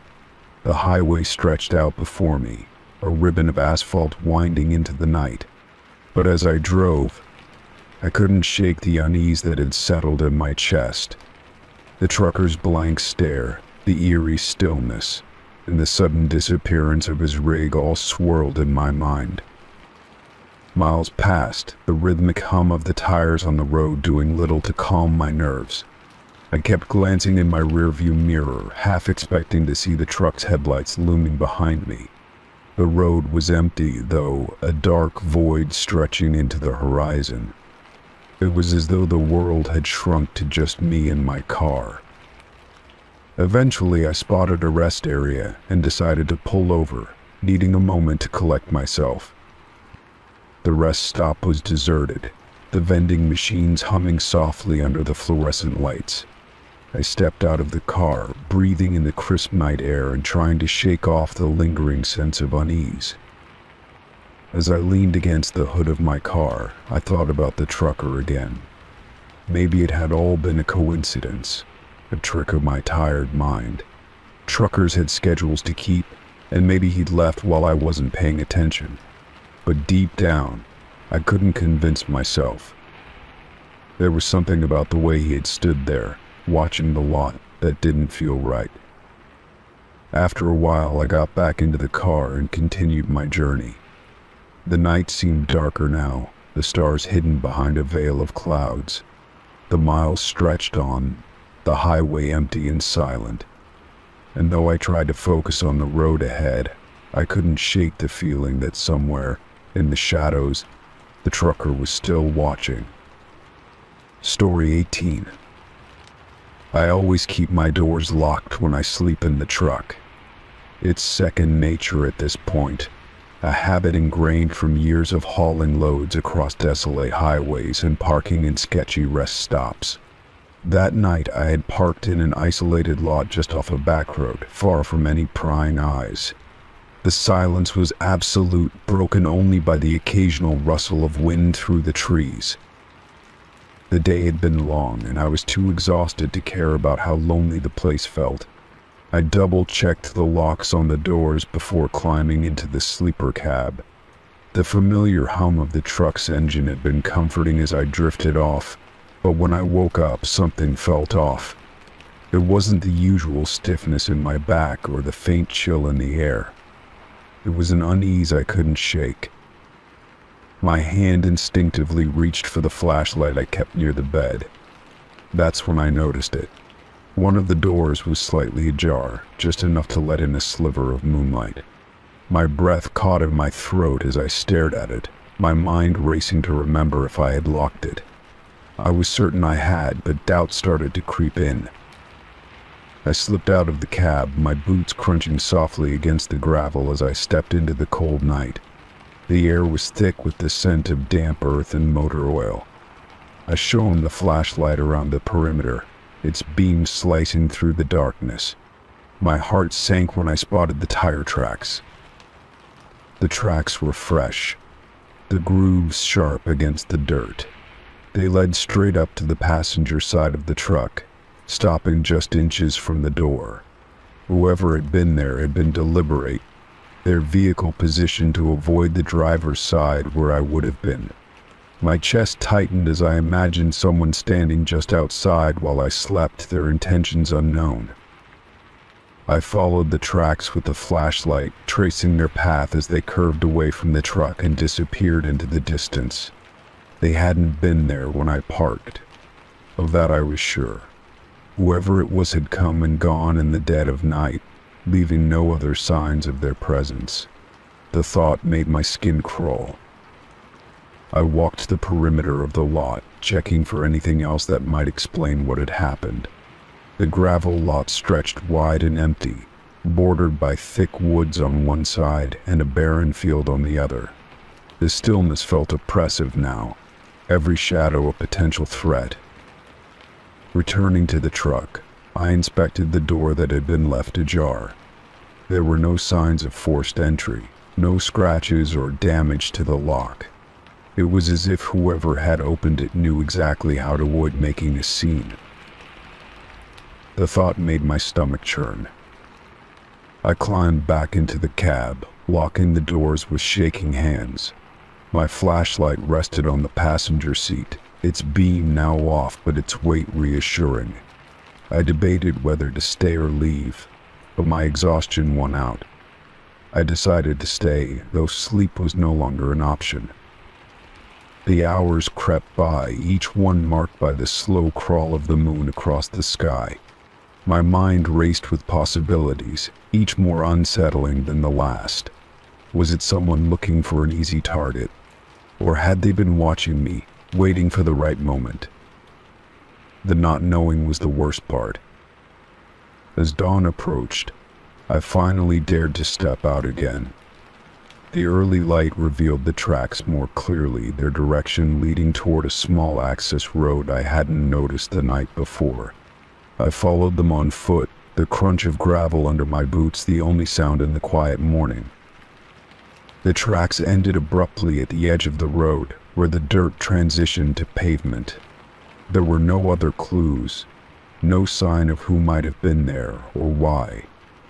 I stood there for a long moment, staring at the empty road and feeling a chill run down my spine. I returned to the truck, my mind heavy with unanswered questions. I decided to report the incident to the nearest station once I hit the main highway. There was no telling if the police would take it seriously, but I figured it was better than doing nothing. As I drove away from the lot, I couldn't shake the feeling that I was being watched. Every car I passed on the road felt like a potential threat, every shadow in the trees a pair of eyes. It was irrational, I told myself, but the unease refused to fade. For the next few days I found myself double-checking every lock, every door, every corner of the lots where I parked. The incident had shaken me more than I cared to admit. It wasn't just the thought of someone being so close while I was vulnerable, it was the fact that they had left without a trace. Weeks later, I heard a story from another trucker at a rest stop. He mentioned something similar happening to him in the same area, his truck door left open and tire tracks leading away. The two of us exchanged uneasy glances, both wondering if it was just coincidence or something more sinister. Even now, the memory lingers. I've taken to parking in well-lit areas whenever I can, even if it means going out of my way. The locks on my truck have been upgraded, and I've added a security camera to the cab.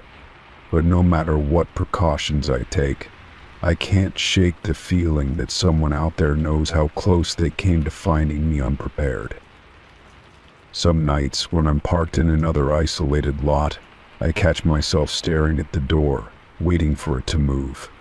The fear doesn't go away, it just becomes another part of the job. Story 19. I took a route through the mountains one night, a road I'd driven many times before, and everything seemed fine. The air was cool, and the sky above was dotted with stars. It was the kind of night that made you feel at peace, as if nothing could go wrong. But something felt off. As I made my way around a tight bend, I noticed headlights far behind me in my rearview mirror. I wasn't sure when they had appeared, but I couldn't shake the feeling that the truck had been there for a while. At first, I didn't think much of it. It was a quiet stretch of road, and there were always a few late-night travelers passing through. I adjusted my grip on the steering wheel, focusing on the road ahead. The headlights remained at a distance, keeping the same space between us, not gaining on me but never falling back either. I thought maybe the driver was just following the same route as me, keeping a safe distance, or maybe they were in no rush. As I continued down the mountain pass, I tried to distract myself by humming softly along with the radio.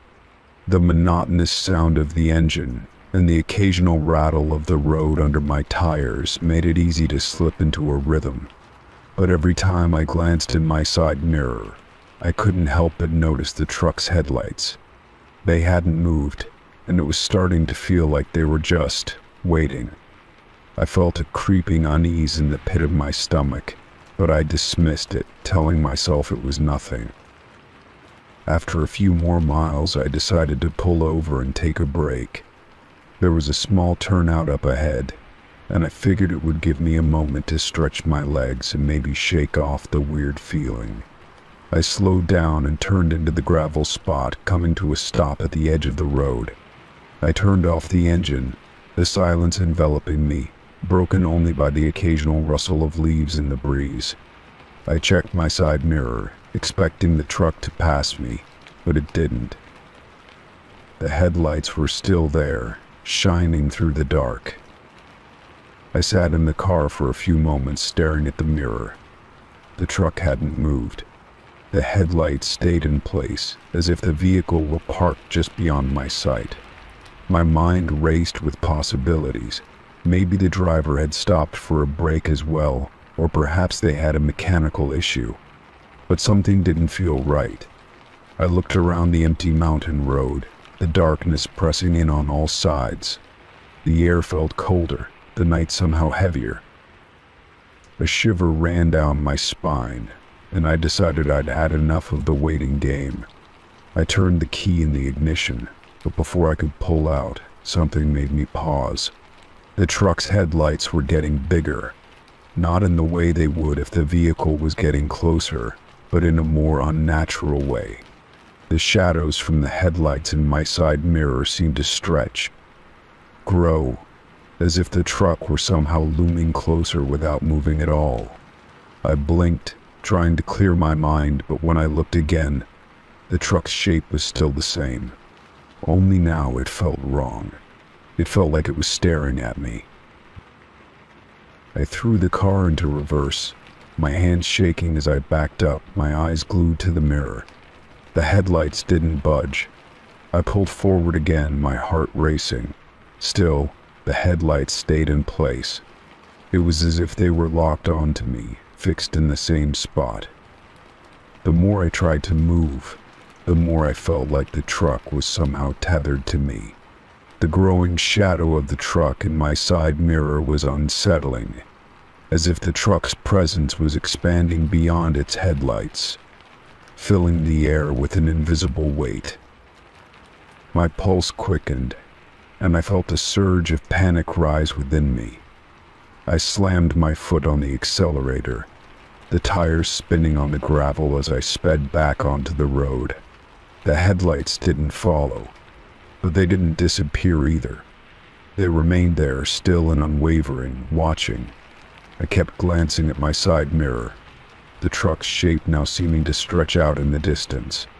The road ahead was dark and winding, and I tried to focus on it, to block out the growing sense of dread creeping up my spine. I rounded another sharp bend, my headlights cutting through the darkness. But when I looked again, the truck's headlights were still in the mirror, right behind me. I was sure they hadn't moved, not a single inch. I gripped the steering wheel tighter, my knuckles turning white. I didn't dare slow down or stop again. Every instinct told me to keep driving, to get as far away from whatever was behind me as possible. But no matter how fast I went, no matter how many turns I took, the truck remained there, its headlights never changing. My breath was shallow and my mind raced. What was going on? I had no explanation, no logical reason for what I was seeing. The road stretched out before me, winding through the mountain pass, but I could feel the weight of the truck's presence like a dark cloud hanging over me. I glanced in the rearview mirror again. The headlights were gone. Just like that, they were no longer there. I almost felt a sense of relief, but something didn't sit right. The truck had vanished without a trace, as if it had never been there at all. I didn't slow down. I kept driving, my eyes fixed on the road ahead, not daring to look back. The mountain pass stretched on for miles, and I kept driving until I reached the nearest town. I pulled into a gas station, my hands still trembling as I shut off the engine. I stepped out of the car, taking a deep breath to steady myself. The night felt eerily quiet now, the hum of the gas station lights the only sound. But in the back of my mind I knew something had been following me, something that wasn't easily explained, and I couldn't shake the feeling that it wasn't done with me yet. Story 20. I was driving along an empty stretch of highway late at night, the road ahead illuminated only by my headlights. The hum of my tires on the asphalt and the occasional crackle of the CB radio were the only sounds breaking the silence. I had been on the road for hours, eager to make it to the next town before stopping for the night. The isolation was almost comforting until the CB crackled again, breaking through the static. "There's someone in your rear view," a voice said, distorted but clear enough to make the hair on the back of my neck stand up. I glanced into the mirror instinctively, my heart pounding, but the road behind me was as empty as it had been for miles. I picked up the receiver and responded, my voice steady despite the unease creeping in. "Who is this?" "I don't see anyone." The static returned, offering no reply. I shook my head, telling myself it was probably some bored trucker playing a prank. Still, I couldn't shake the eerie feeling the message left behind. My eyes darted to the rearview mirror more often now, scanning for any sign of movement. The road remained desolate, the darkness pressing in on either side of me like a suffocating blanket. As I rounded a bend, my headlights caught the faint outline of a large truck parked on the shoulder, its cab dark and lifeless. I barely had time to register it before my CB crackled again. "You're not looking close enough," the voice said, sending a chill down my spine. My grip tightened on the steering wheel as I passed the truck, the uneasy feeling growing stronger. Moments later, my rearview mirror filled with headlights as a truck pulled onto the road behind me. The lights were off at first, the vehicle barely visible, but then they flicked on, blindingly bright. My stomach sank as I realized it was the same truck I had just passed. The driver had been waiting for me. I pressed down on the accelerator, putting as much distance as I could between us, but the truck matched my speed effortlessly.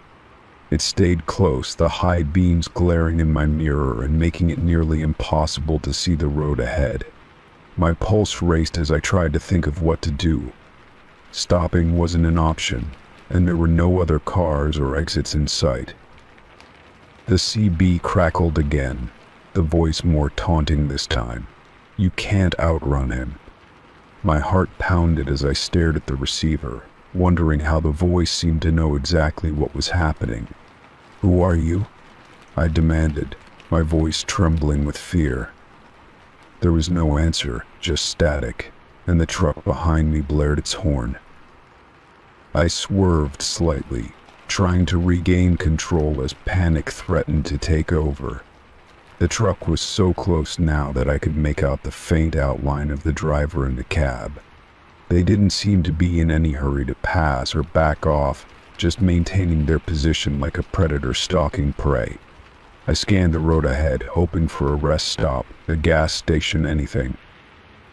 Finally, I saw a sign for a way station a mile ahead and made a snap decision. If the station was manned, I could find help there. I slowed down, signaling as I pulled toward the exit. To my relief, the truck stayed on the highway, its headlights fading into the distance. My shoulders sagged with relief as I rolled into the station, the building dimly lit but welcoming. I parked and hurried inside, where a lone attendant sat behind the counter, looking up from a magazine as I entered. "Everything okay?" he asked, eyeing me curiously. I explained what had happened, my words tumbling out in a rush. He frowned, glancing toward the highway. "We don't get much traffic out here this time of night. Did you get a plate number?" I shook my head, realizing I hadn't thought to look. The attendant nodded, his expression grim. "Well, you're safe here for now. You can wait a bit before heading back out if you want." I thanked him and sat down in one of the plastic chairs, trying to calm my nerves. The station felt secure, the hum of the fluorescent lights oddly comforting. After about 30 minutes, I decided to get back on the road, figuring the truck would be long gone by now. The attendant wished me luck as I left, and I pulled back onto the highway, the stretch ahead still empty and silent.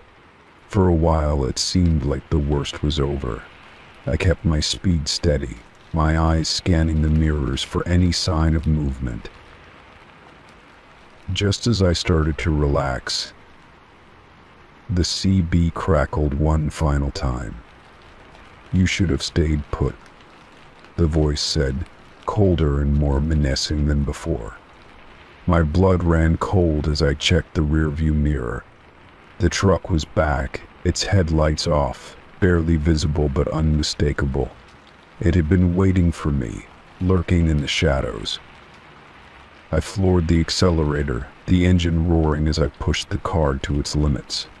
The truck followed, its lights still off, a hulking shadow in the darkness. My hands trembled on the wheel as I scanned the road ahead, praying for an exit, a town, anything. The miles stretched on, and the truck stayed close, never trying to overtake me, just keeping pace. Finally, I saw the faint glow of city lights on the horizon, a beacon of hope in the endless darkness. I pressed on, the truck still behind me, but as I approached the city limits, it slowed down and pulled off to the side of the road. I watched in the mirror as it came to a stop, its silhouette barely visible against the night. I didn't stop until I reached the safety of a well-lit gas station in town. Shaking, I parked and sat in my car, trying to process what had happened. The truck was gone, but the memory of its headlights and the voice on the CB lingered. To this day, I still don't know who or what was behind me on that lonely highway, but I've never driven that stretch of road at night again. Story 21.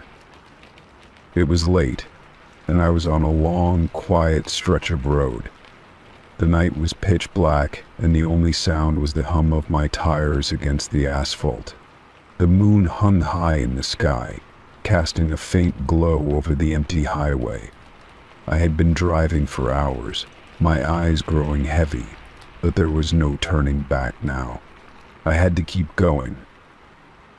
As I rounded a bend, I noticed a truck parked by the side of the road.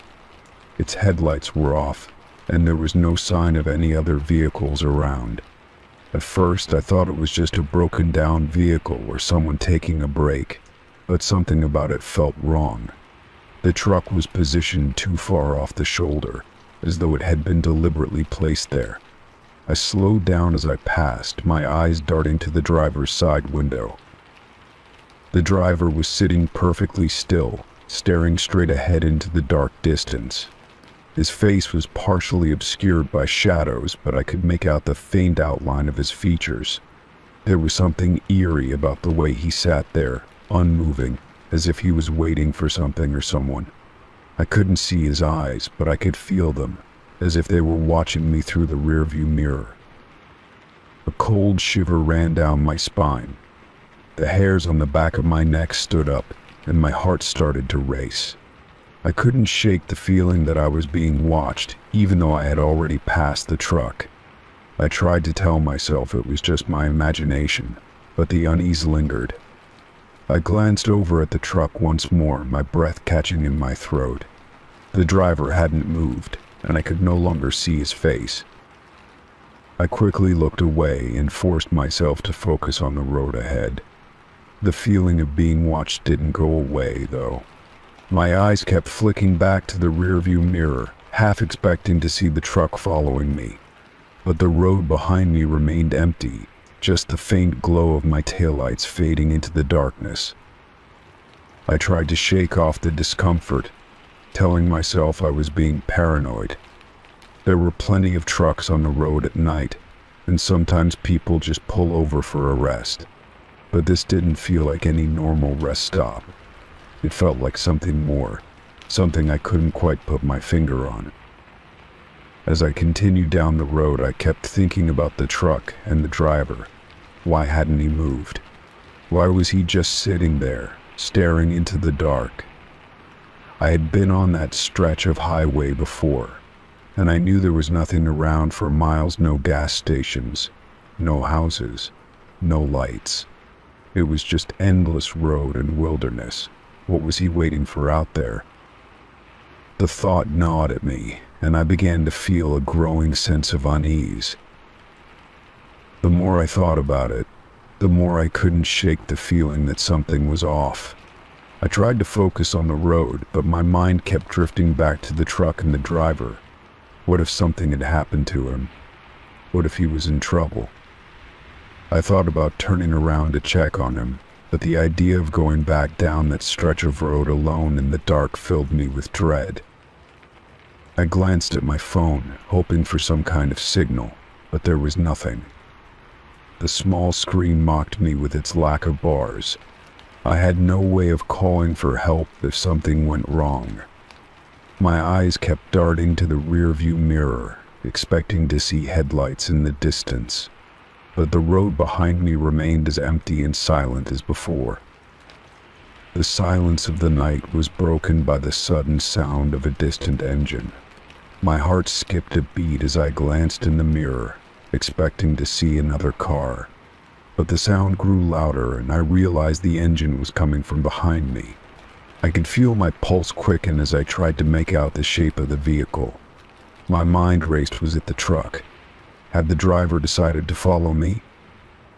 I didn't dare look back at first.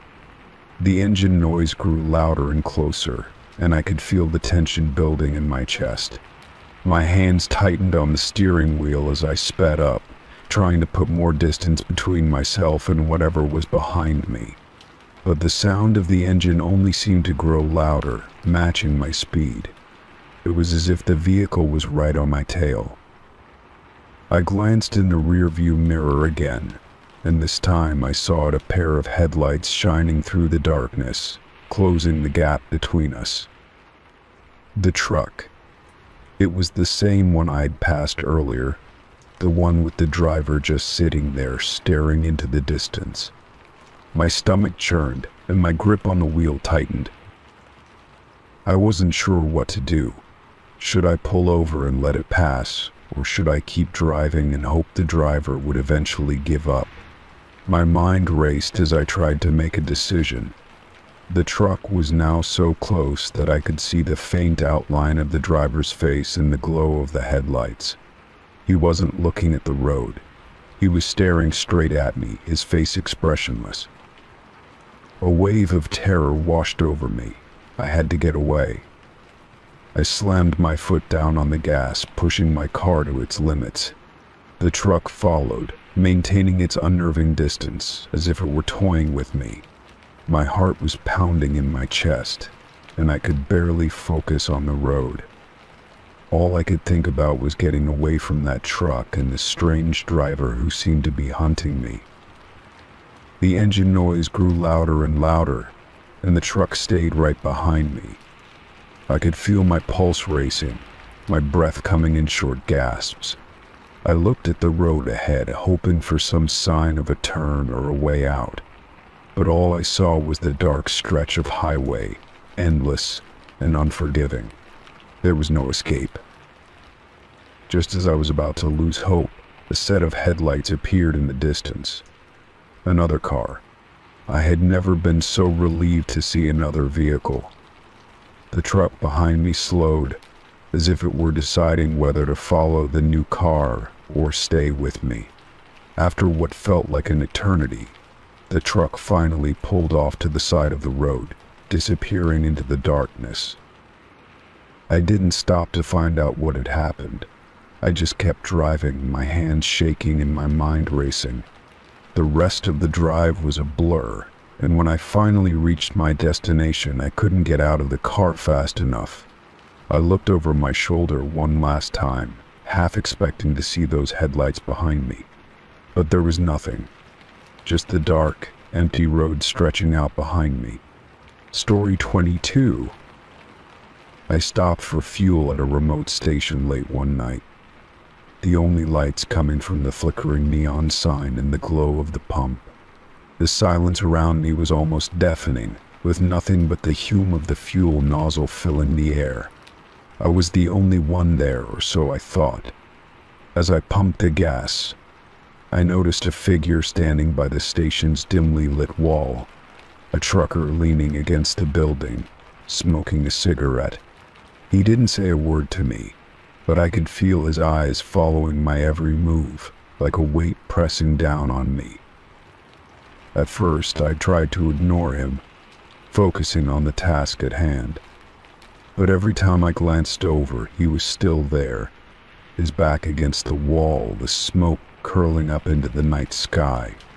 His expression was hard to read, but his eyes were locked on me, never wavering. I finished filling up, but I couldn't shake the feeling that something was off. My mind raced, wondering why he hadn't approached me, or even said hello like most truckers do at these kinds of stations. I paid for the gas inside the small convenience store, keeping an eye on the man through the window. He hadn't moved an inch, his gaze still fixed on the spot where I was parked. The clerk behind the counter barely acknowledged me, too engrossed in whatever he was watching on the TV behind him. I quickly grabbed my receipt, ready to leave, but something held me back. The unease I felt from the trucker's stare was unsettling, and the longer I stayed, the more I felt like I was trapped in some kind of waiting game. As I stepped out of the store, I could see him more clearly now, his face illuminated by the dim light. He was older, with a scruffy beard and a weathered look that spoke of long hours on the road. His truck, parked near the pumps, was an old rig, its paint chipped and faded. I took a deep breath, trying to calm my nerves, and started to walk back to my car. But the trucker didn't budge. His eyes never left me, and for a brief moment, I thought I saw a smirk cross his face. I reached my car and quickly got inside, locking the doors as I sat there for a moment, unsure of what to do next. I glanced in the rearview mirror, and the trucker was still standing there, the cigarette dangling from his lips. The tension in the air was thick, and I felt like I was being watched from all angles. I told myself to just start the car and drive off, but something in my gut told me that wouldn't be enough to shake the feeling that something was wrong. I decided to take a different route, heading back toward the main highway. As I pulled out of the station, I noticed that the trucker hadn't moved. His eyes were still fixed on me, even as I turned the corner and disappeared from view. The whole situation felt like a strange encounter that couldn't be explained away by simple coincidence. The man's presence lingered in my mind, like an itch I couldn't scratch, and I couldn't shake the feeling that I had narrowly avoided something that might have been far worse than I realized. The further I drove, the more the events replayed in my mind. It was a quiet night, with nothing but the sound of my tires on the road, but I couldn't help but feel like something was following me. Every time I passed a shadowy area, I felt the urge to look over my shoulder, half expecting to see the trucker's headlights or the outline of his truck in the distance. I told myself it was just paranoia, that I was overthinking things, but deep down I knew there was something more to the encounter than I could understand. Hours later, I found myself on a stretch of highway with no other cars in sight. The roads were winding and desolate, and I couldn't help but think back to the station. I wondered if I had imagined the whole thing, if I had let my mind play tricks on me. But as I glanced in my rearview mirror again, the unsettling thought crossed my mind: what if the trucker had followed me, just out of sight, waiting for the right moment to reveal himself? I drove faster, hoping the feeling would pass, but it didn't. The more I thought about the trucker, the more I became convinced that I had narrowly escaped something dangerous. His silent stare, his stillness, it all felt like part of a larger game that I didn't want to be a part of. The trucker had been there for a reason, and whatever that reason was, I wasn't sticking around to find out. As I finally approached the next town, the unease started to fade. I pulled into a well-lit gas station, surrounded by other cars and people, and I finally allowed myself to breathe a little easier. The trucker, whoever he was no longer a threat, at least not here. I shook my head, wondering if I had been too quick to judge the man. Maybe he was just a trucker on a late-night break, nothing more. But deep down I knew that I would never forget the feeling of his eyes on me, and I would never look at a lonely gas station the same way again. I filled up again, this time with more confidence, and continued on my journey. But the quiet of the night had changed, and I couldn't escape the feeling that there was always something lurking just beyond the reach of the headlights. The trucker's stare had been more than just a glance, it had been a warning, and I had a feeling that if I ever found myself back at that station, I wouldn't be so lucky the second time around. Story 23. I was delivering a load across state lines when my GPS started glitching. It kept rerouting me to unfamiliar roads, suggesting turns I didn't remember being on the map. I was used to driving long distances, but something about the route felt off. The further I went, the more I questioned the directions, but the GPS was insistent. Each time I glanced at it, it flashed a new route, even though I hadn't asked for one. The sun had started to dip behind the horizon, casting a deep orange glow across the road. The highway stretched ahead, empty and quiet, save for the hum of my truck's engine. I could feel the weight of the load in the back, a constant reminder of my responsibility to deliver it safely. I looked up, and that's when I noticed another truck in the distance, its headlights faint but growing closer. I hadn't seen another vehicle on this road for miles, so the appearance of this truck felt oddly timed. As I continued down the road, I took a turn as instructed by the glitching GPS. The truck behind me followed, maintaining the same distance between us.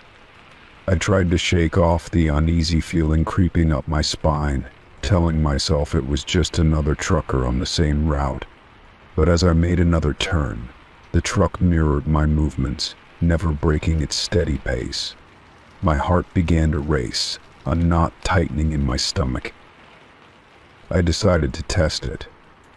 I took a sharp left, hoping the other driver would be forced to go a different direction. But the truck behind me swerved with ease, taking the same turn without hesitation. It was almost as if the driver knew exactly where I was going. I glanced at my rearview mirror, catching a glimpse of the truck's headlights, now much closer. But the driver's face was obscured by the glare. The chill in my bones intensified. I increased my speed, trying to lose the truck. The road was winding and the landscape had become more desolate with each passing mile. But no matter how fast I went, the truck stayed with me, its headlights a constant presence in my mirror. I couldn't shake the feeling that I was being followed, that this wasn't just a coincidence.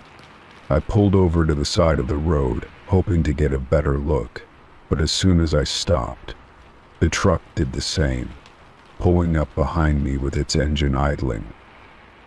My hands tightened on the steering wheel as I watched the truck. I could hear the rumble of its engine, the sound echoing in the stillness of the night. The driver didn't make any move to approach my truck, but I couldn't shake the feeling that something was wrong. I debated getting out to confront the driver, but something inside me told me not to. The unease in my gut grew, telling me to stay put and not engage. After a few moments, I decided to drive off again, hoping the truck would finally turn off or go in a different direction. I started to accelerate slowly, keeping my eyes on the rearview mirror. To my relief, the truck didn't follow. It stayed in place, its headlights now fading in the distance. I let out a breath I didn't realize I had been holding. But as I continued down the road, I couldn't shake the feeling that something wasn't right. The GPS continued to reroute me, the unfamiliar roads growing darker and more isolated. The truck had disappeared from my rearview mirror, but I couldn't forget the eerie feeling of being followed. The roads were narrow, and the trees on either side seemed to close in, casting long shadows across the pavement. I tried to focus on the task at hand, but my mind kept drifting back to the truck, to the way it had mirrored my every move. What if it hadn't been a coincidence? As the hours passed, I finally reached a small town, my nerves still on edge. The GPS had led me to an unfamiliar area, and I wasn't sure what to expect. The streetlights flickered as I drove through the empty town, and the silence was almost suffocating. There were no other vehicles on the road, no signs of life. I decided to pull into a truck stop, hoping to get some rest and shake off the feeling that had settled over me. I parked my truck and stepped out, stretching my legs after hours of driving. The night air was cool, and the town felt deserted. I walked into the truck stop, hoping to grab a coffee and clear my head. As I stood at the counter, I couldn't help but glance out the window, half expecting to see the truck I had been followed by. But there was nothing. No sign of the vehicle, no headlights cutting through the darkness. I finished my coffee and walked back to my truck, trying to push the unsettling encounter out of my mind. The night was quiet, too quiet, and I couldn't shake the feeling that something was watching me. I climbed back into my cab, locking the doors and starting the engine. As I prepared to leave the truck stop, I glanced in my rearview mirror one last time, just to be sure. To my horror, I saw the faint glow of headlights in the distance, slowly getting closer. The truck was back. My heart raced as I slammed my foot on the accelerator, pushing my truck faster down the road. The headlights behind me grew brighter, closer, as if the truck had never left. I couldn't escape it, no matter how hard I tried. The road stretched on ahead, and I had no idea where I was going or what was following me. All I knew was that I had to keep moving, hoping I could outrun whatever had decided to make me its target. Story 24. The long drive had taken its toll. My eyes were heavy, and my body ached from hours of being on the road. At 3 a.m., I finally decided to pull into a rest stop to get some rest. The fluorescent lights of the rest area cast an eerie glow over the empty parking lot, and the silence was only broken by the occasional hum of a passing car in the distance. I parked in the farthest spot, far enough from the few trucks already there, and reclined my seat, hoping to get a few hours of sleep. I closed my eyes, trying to relax, but sleep didn't come easily. The sound of my own breathing and the hum of the engine seemed to heighten the silence around me. I shifted in my seat, trying to find a comfortable position, but every time I thought I might drift off, something kept pulling me back to full awareness. That's when I heard the tapping. It was faint at first, barely audible over the hum of the engine. I froze, unsure if I had imagined it. My heart began to race, and I held my breath, straining to listen. The tapping came again, louder this time, and it was coming from my window. Slowly, I turned my head toward the sound, but when I looked out, there was no one there. Just the empty parking lot and the faint glow of the lights above. I blinked, unsure of what to make of it. My mind raced, trying to rationalize what had just happened. Maybe it was the wind or a tree branch brushing against the window. I told myself it was nothing, that I was just tired and imagining things. But the moment I looked away, the tapping started again. This time it was much closer, much sharper. It was as though someone or something was right outside my window. My pulse quickened, and I couldn't help but glance over my shoulder, half expecting to see someone standing there. But there was nothing. The parking lot remained empty, and the tapping continued, relentless and unnerving. I grabbed my phone, trying to steady my shaking hands. The screen illuminated the dark interior of the car, and I checked the time. It was 3:15 a.m., the dead of night, and I was alone in this desolate rest stop. I rolled down the window a fraction of an inch, hoping to catch a breeze or maybe hear something that could explain the noise. But all I heard was the tapping. It was getting louder now, closer than ever, and I could feel my heart pounding in my chest. I hesitated for a moment, torn between the need to know what was out there and the overwhelming fear that whatever it was, I might not want to see it. The tapping stopped suddenly, leaving an eerie silence in its wake. My breath caught in my throat. For a long moment I sat perfectly still, not daring to move. The silence stretched on, suffocating and thick, until I couldn't take it any longer.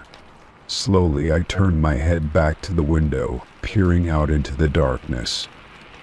The rest stop was still empty, no sign of anyone nearby.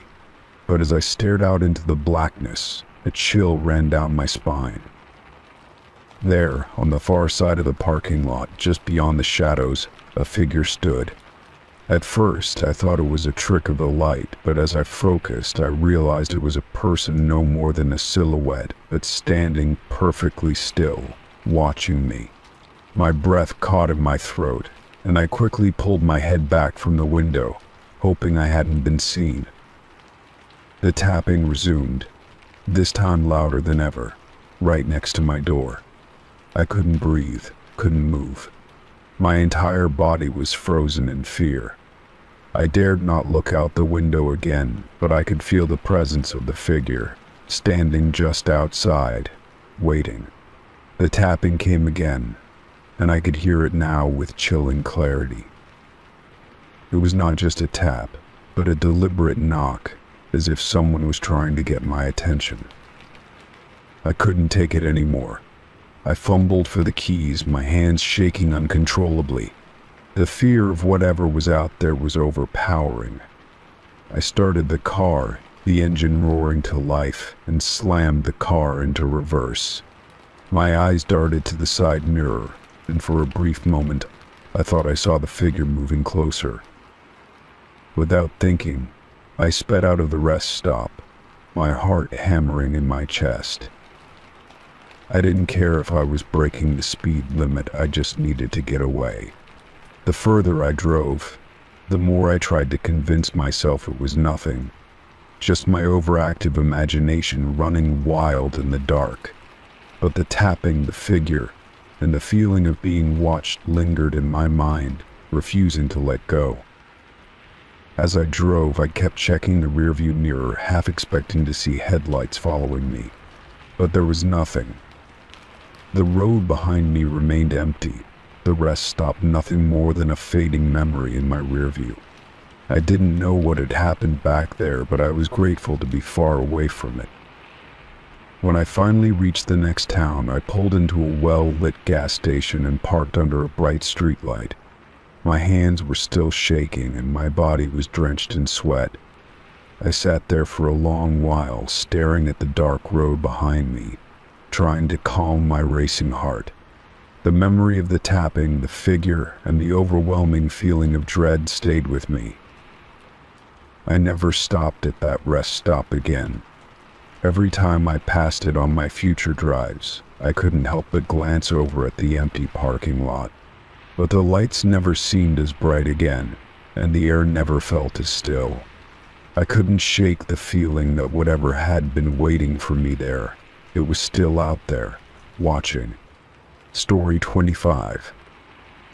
It was a quiet night on the road when I pulled into a small diner, hoping to grab a cup of coffee and stretch my legs. The headlights of my truck cut through the darkness as I parked in front of the dimly lit building. It was the kind of place that looked like it hadn't seen a customer in hours, with only the faint hum of the neon sign flickering above the door. I wasn't expecting much, just a quick stop to refuel before getting back on the road. The bell above the door jingled softly as I stepped inside, the smell of stale coffee and greasy food hanging in the air. The diner was empty, except for one other trucker sitting at the counter, hunched over his mug. His weathered face was partially hidden beneath the brim of his cap, and his shoulders slumped as if the weight of the world had settled on him. He didn't acknowledge me as I walked in, which was fine by me. I wasn't in the mood for conversation. I made my way to the counter, taking the seat a few stools down from the trucker.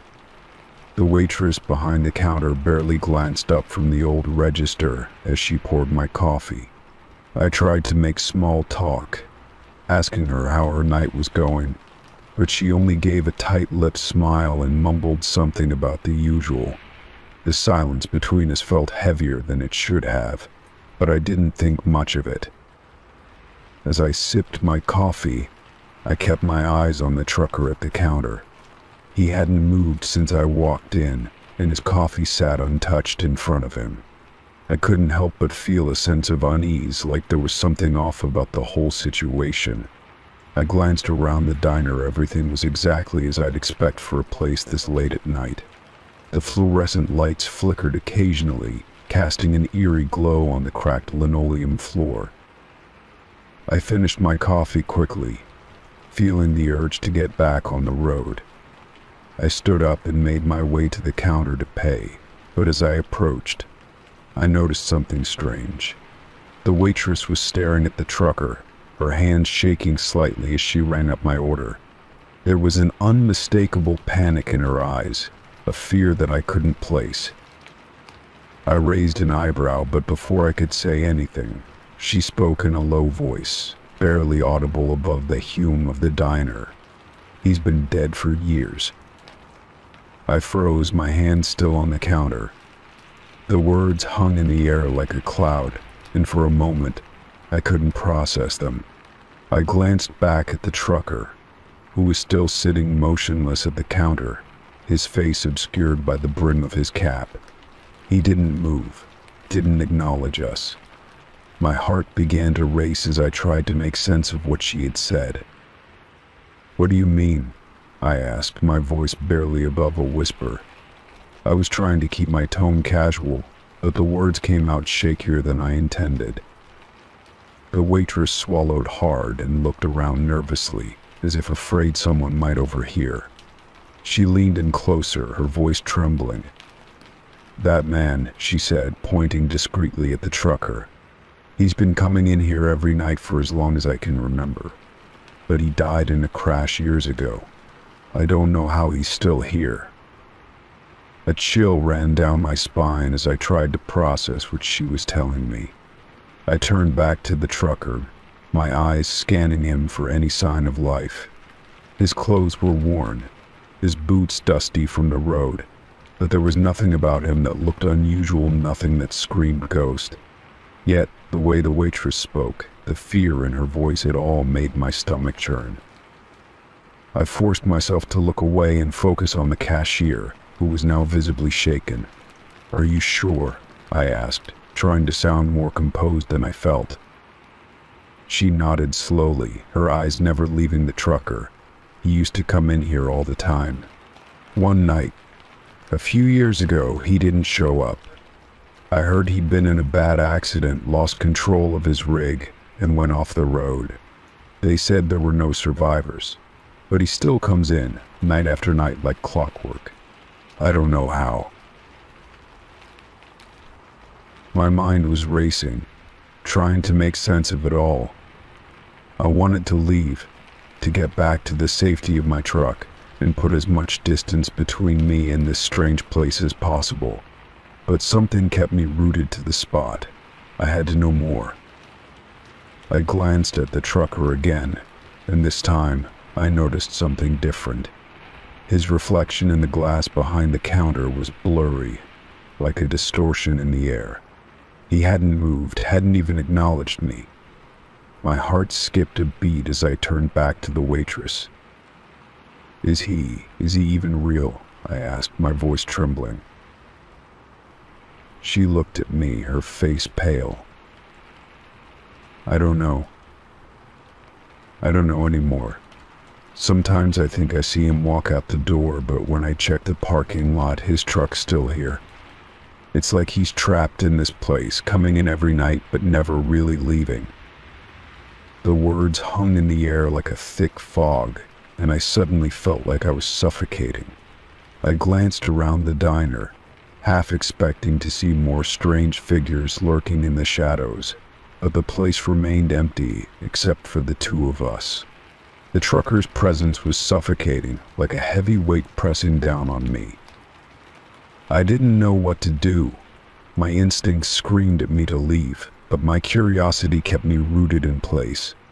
I turned back to the trucker one last time, and this time, he lifted his head slightly, just enough for me to see his eyes empty, hollow, like two black pits staring back at me. Without a word, I grabbed my change from the cashier, my hands shaking as I hurried toward the door. I didn't look back, didn't dare glance over my shoulder. I stepped outside into the cool night air, the bell above the door jingling softly as I left. I didn't drive far before I glanced in my rearview mirror. The diner was still there, but the trucker's rig was gone. I never stopped at that diner again, but every time I pass that stretch of highway, I can't shake the feeling that somewhere out there, he's still driving, still waiting. Story 26. My truck had broken down on an old highway, far from any town. The engine sputtered and died as I coasted to the side of the road, and I cursed my luck. It was already getting late, the sky turning a dusky orange, and the stretch of road was desolate. I had no choice but to wait for help, hoping that someone would pass by soon. Minutes turned into hours, and I began to feel the weight of the isolation. The occasional car would pass, but none slowed down and none offered assistance. I checked my phone, but there was no signal. Just as I started to consider walking to the nearest gas station, a car pulled up beside me, its engine purring softly. The car was an old sedan, one of those that seemed like it had been through 100 miles of rough roads. The window rolled down, and the driver leaned out, smiling. "Need a lift?" he asked, his voice oddly smooth. His face was pale, almost unnaturally so, and his eyes didn't blink as he stared at me. There was something unsettling about him, something I couldn't place, but my instincts screamed at me to refuse. I hesitated for a moment, looking at the man's expressionless face.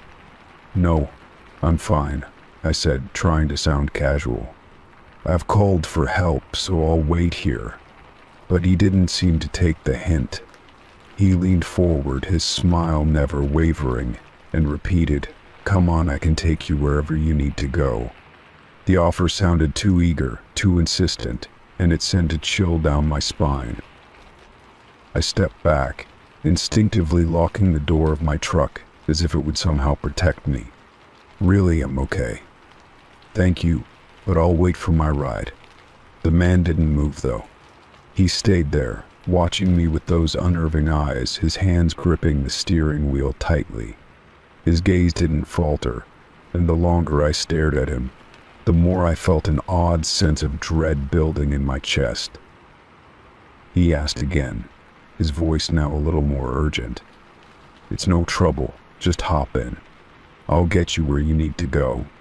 His tone was calm, but there was something off about it. It wasn't just the words, it was the way he said them, as if he already knew what I would do before I did it. I shook my head and stepped back again, trying to create distance. "No," I said firmly. "I'm fine, thank you." But the man didn't take no for an answer. His car remained where it was, parked right next to mine, and his eyes never left me. I could feel his gaze even through the truck window. My heart began to race, and I tried to look away, but his stare was magnetic, like something out of a nightmare. He asked again, and this time his voice was quieter, almost too soft. "Please, just get in the car." The air felt thick, heavy, as if the world around me had frozen. I glanced around, hoping for another vehicle to pass by, but the road was empty. There was no one else, no help coming. I looked back at the man, who was still waiting for me to make a decision, still smiling, his eyes wide and unblinking. I couldn't take it anymore. "No," I said, my voice trembling now. "I'm not going anywhere with you." The man's smile faded, but his eyes didn't. They remained locked on mine, cold and unblinking. I could feel my pulse pounding in my ears, and I wanted to run, but I couldn't tear my eyes away from his. I don't know how much time passed, maybe seconds, maybe minutes, but the silence between us was deafening. The only sound was the hum of his engine and my own shaky breath. Finally, the man broke the silence. "You're being foolish," he said, his voice low and calm, but there was a hint of something dark in it now. "You don't have to wait here alone. It's not safe." I felt a surge of panic rise in my chest, and I realized that I couldn't stay there any longer. I had to get away, had to escape this unsettling man and his strange, persistent offer. I quickly opened the door of my truck, my hands shaking as I grabbed my bag and slammed it shut behind me. I looked back at the car, but it hadn't moved. The man's face was still pale, still staring at me, and his eyes didn't blink. I didn't wait for him to speak again. I turned and ran, not looking back, not daring to. I didn't stop running until I reached a small, dimly lit convenience store a few miles down the road. I burst through the door, my chest heaving, and the clerk behind the counter looked up in surprise. "Are you okay?" he asked, noticing my wild eyes and ragged breath. I didn't answer. I just stood there, trembling, trying to shake the image of that man's pale face and unblinking eyes from my mind. After a few minutes, I pulled myself together enough to ask if I could use the phone to call for help. The clerk nodded. and I dialed my roadside assistance service, still unable to shake the feeling that someone was watching me. When I finally stepped outside to wait, I checked the road, but there was no sign of the man or his car. It was as if he had never been there at all. But I couldn't shake the feeling that I wasn't alone. Even as the tow truck arrived and I got into the cab, I couldn't stop glancing nervously into the rearview mirror, half expecting to see that pale face watching me from the darkness. I never saw him again, but I couldn't forget the strange, persistent offer. It was a night I wouldn't soon forget. Story 27. I always parked in the same spot when I stopped at the truck stop. It was familiar, tucked in a corner away from the bustle of the other vehicles, offering me some peace and quiet after a long drive. The space was always empty when I arrived, and I had come to rely on it as my safe haven during my stops. But one night, as I pulled in, I noticed something strange. A truck was parked in my usual spot. It wasn't just any truck. The rig was an old model, its paint chipped and faded, the kind of truck that looked like it had seen better days. The headlights were off, and there was a thick layer of dust on the hood, as if it had been sitting there for a while. I frowned and glanced around, considering parking somewhere else, but something about the truck made me uneasy. It wasn't just the fact that it was in my spot, it was the stillness of it, the way it seemed to blend into the darkness. I pulled into an adjacent space, trying to shake off the strange feeling creeping up my spine. The lot was quiet, save for the occasional hum of the nearby highway, and I figured it was just my tired mind playing tricks on me. But as I got out of the car and stretched, I couldn't shake the sensation that something was off. The truck, parked so perfectly still in the dark corner, felt like it was watching me. I glanced toward it, but no movement, no sign of life came from it. I made my way toward the diner, trying to ignore the nagging feeling in my gut. Inside, the warmth and the faint chatter of other truckers should have been comforting, but my thoughts kept drifting back to the truck.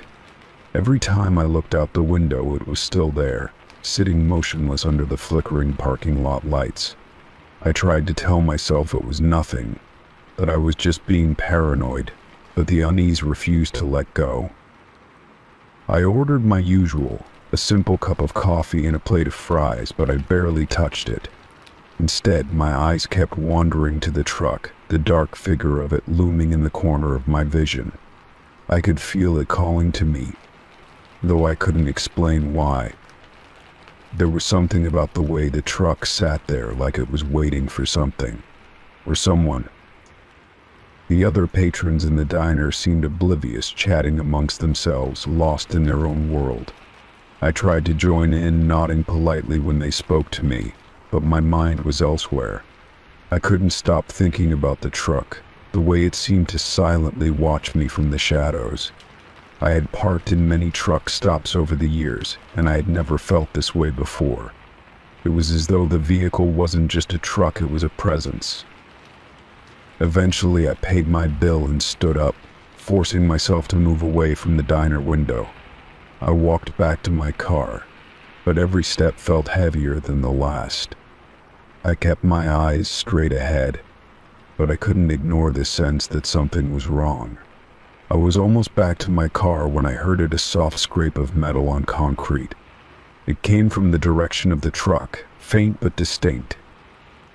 I froze, my heart thudding in my chest. The truck was still in the same spot, but I could have sworn I heard something. A sound. A movement. I quickly glanced over my shoulder, half expecting to see someone standing next to the rig. But there was nothing. No one, just the truck, still as ever. My pulse quickened, and I moved faster, practically jogging back to my car. I opened the door and got inside, locking it almost automatically. I sat there for a moment, breathing heavily, trying to calm my racing heart. The lot was empty now, save for the lone truck in the corner. The lights flickered above me, casting long shadows that made the entire scene feel even more unsettling. I started the engine and slowly pulled out of my space, keeping my eyes on the truck as I moved past it. I told myself it was nothing, just a strange coincidence. But as I drove away, I couldn't shake the feeling that something was wrong. It wasn't just the truck, it was the silence that surrounded it, the way it seemed to stand still, waiting for me to notice it. And as I glanced back one last time, I saw something I couldn't explain. For a brief moment, the lights on the truck flickered on. It was just for a second, a flash of brightness that illuminated the dark corner of the lot. But it was enough. My breath caught in my throat as I turned my attention back to the road, my hands gripping the steering wheel so tightly my knuckles turned white. I couldn't look back. I didn't want to. I drove for miles, the unease still gnawing at my thoughts. The road stretched on before me, endless and dark, but I couldn't shake the image of the truck from my mind. The way it had stood there, watching, waiting. The way the lights had flickered on and off, as if it had been trying to communicate something. It wasn't just an old truck, it was a warning. By the time I reached the next town, the unsettling feeling had settled into the pit of my stomach. I stopped at another truck stop, parking in an empty space far from the shadows of the corner lot. I stepped out of the car and stretched, trying to shake off the lingering sense of dread. But as I looked around, I couldn't help but wonder, what had I really seen back there? What had been watching me? And more importantly, why did it feel like I had narrowly escaped something I couldn't understand? Story 28. After a long haul, I pulled into a rest stop, grateful for a chance to stretch my legs and grab something to eat.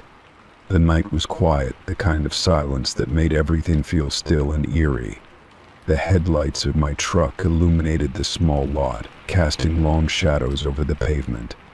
The air was thick with the smell of diesel and stale coffee, and the only sounds were the hum of the highway in the distance and the occasional rustle of wind. I stepped out of the truck and walked toward the small building that housed the rest stop's convenience store. It was late, and the place was nearly empty, save for a few trucks parked at the far end of the lot. I had been on the road for hours, and all I wanted was a quick snack and some rest. As I passed the payphone near the entrance, I noticed a man standing next to it, his back to me. He didn't seem like he belonged. His clothes were ragged, his face shadowed by the brim of a worn cap. He was just standing there, motionless, as though waiting for something. I didn't think much of it at first, figuring he was just another traveler or someone down on their luck. But as I got closer, I felt an odd chill crawl up my spine. His head turned slowly, and his eyes locked onto mine.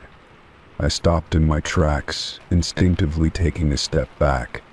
His gaze was intense, unblinking, as though he was sizing me up, or worse, trying to figure out if I was a threat. The silence between us stretched on for what felt like an eternity. I couldn't shake the feeling that something was off, but I brushed it off as paranoia. After all, it was late, and I was tired. Then, in a voice so soft I could barely hear it over the distant hum of the highway, he whispered, "You should stay on the main road." The word sent a cold shiver through me, and I felt a lump form in my throat. His tone wasn't threatening, but there was something unsettling about the way he spoke, like he knew something I didn't. Before I could respond, he turned away and began walking toward the edge of the parking lot. His footsteps were slow and deliberate, and I watched as he disappeared into the darkness, blending into the night as though he had never been there. My heart was pounding in my chest, and I couldn't shake the feeling that I had just been warned about something, though I couldn't figure out what. I stood there for a few moments, trying to make sense of what had just happened. The man's words echoed in my mind, "You should have stayed on the main road." What did he mean by that? I had been on the main road for most of my trip, but I had taken an exit to get to this rest stop. Maybe he was just a random person, someone who was a little off, but something told me that wasn't the case. I glanced around the lot, hoping to spot him again, but there was no sign of him. The payphone stood empty now, the receiver dangling loosely from its hook. I couldn't help but feel uneasy as I walked toward the store, my eyes darting around the lot, scanning the shadows for any movement. It was as if the man had disappeared into thin air. Inside the store, I tried to shake off the unease that had settled over me. I grabbed a snack and paid for it, but my mind kept drifting back to the man by the payphone. Who was he? Why had he said what he did? I couldn't shake the feeling that I had just narrowly avoided something, but what? As I walked back to my truck, I couldn't help but glance around again, half expecting the man to reappear out of nowhere. The parking lot seemed quieter now, the only sound the faint rustling of leaves in the wind. I got into the cab, locked the door, and sat there for a few moments, trying to calm my racing thoughts. I debated whether to leave the rest stop or stick around for a bit longer. The thought of driving on alone into the dark stretch of highway ahead didn't seem appealing, but neither did staying here, not knowing if that man was still lurking somewhere in the shadows. I started the truck and pulled out of the lot, trying to ignore the nagging feeling in the back of my mind. As I drove down the road, I kept glancing in the rearview mirror, half expecting to see headlights following me. Or worse, the man's figure standing by the side of the road, watching me. But the road behind me remained empty, and the night stretched on, silent and still. I tried to convince myself it had all been a strange encounter with a troubled man, nothing more. But the more I thought about it, the more I realized there was something about that moment that didn't sit right with me. I drove for what felt like hours, my eyes growing heavy with fatigue. But no matter how tired I was, I couldn't shake the feeling that something was waiting for me. Something I had narrowly avoided at that rest stop. I tried to push the thought out of my mind, focusing on the road ahead. But the memory of the man's words lingered, like a shadow that refused to fade. When I finally reached the next town, I pulled into a well-lit truck stop and parked for the night. As I climbed into the sleeper cab, I locked the door and pulled the curtains shut, but I couldn't sleep. The image of the man by the payphone haunted me, and I couldn't help but wonder if I had made a mistake by not listening to him. The next morning, I left the truck stop with a sense of unease that didn't quite leave me. The road ahead seemed just as lonely and quiet as the night before, and as I drove on, I couldn't shake the feeling that I was being watched. I never stopped at that rest stop again, and every time I passed it, I couldn't help but glance over, half expecting to see the man standing there once more, waiting for someone else. Story 29. I was driving on an empty road late one night, the kind of road that stretched endlessly through the quiet countryside, with no signs of life, except for the occasional flicker of my headlights cutting through the darkness. The moon was barely visible behind a veil of clouds, and the air outside felt still, as though the world had paused for a moment. The hum of the engine and the rhythmic beat of the tires on the asphalt were the only sounds that accompanied me. It was a peaceful night, or at least it seemed that way. As I drove, I noticed something ahead in the distance, a set of headlights dimly shining from the side of the road. At first, I thought it might be a car pulled over, perhaps someone in need of help or a trucker taking a break. The road was desolate, and the idea of offering assistance didn't seem entirely out of place. I slowed down as I approached, my eyes scanning the area for any signs of trouble. The truck, A large old model sat at an odd angle, the engine still running. The sound of the engine hummed in the quiet night air, a sound that felt strangely out of place against the stillness of everything around it. I passed the truck slowly, glancing at the driver as I went by. At first I didn't think much of it, assuming they were simply resting. But then, something about the scene struck me. The driver's face was frozen in place, their eyes wide open, staring straight ahead. They weren't moving at all. It was unsettling, like a mannequin placed behind a wheel. I felt a chill crawl up my spine, and I couldn't help but glance in my rearview mirror to see if anything had changed. The truck remained there, just as still as before, the headlights casting a dim glow across the empty road. I tried to shake off the feeling of unease that had settled over me. Maybe the driver had just fallen asleep, or maybe they were deep in thought, lost in their own world. But something about the way they sat there, unmoving and unblinking, made me uneasy. It wasn't normal. I glanced around the empty road again, wondering if I should stop and check on them. But then, a wave of caution washed over me. I didn't know this person, and it was late at night. There were no other cars on the road, and it wasn't like there was anyone else around to help. I wasn't sure if it was worth the risk, especially with the strange feeling lingering in the air. Despite my hesitation, I found myself slowing down as I continued down the road. My curiosity gnawed at me, urging me to go back and make sure everything was all right. I couldn't shake the image of that driver's eyes wide open, staring, unblinking.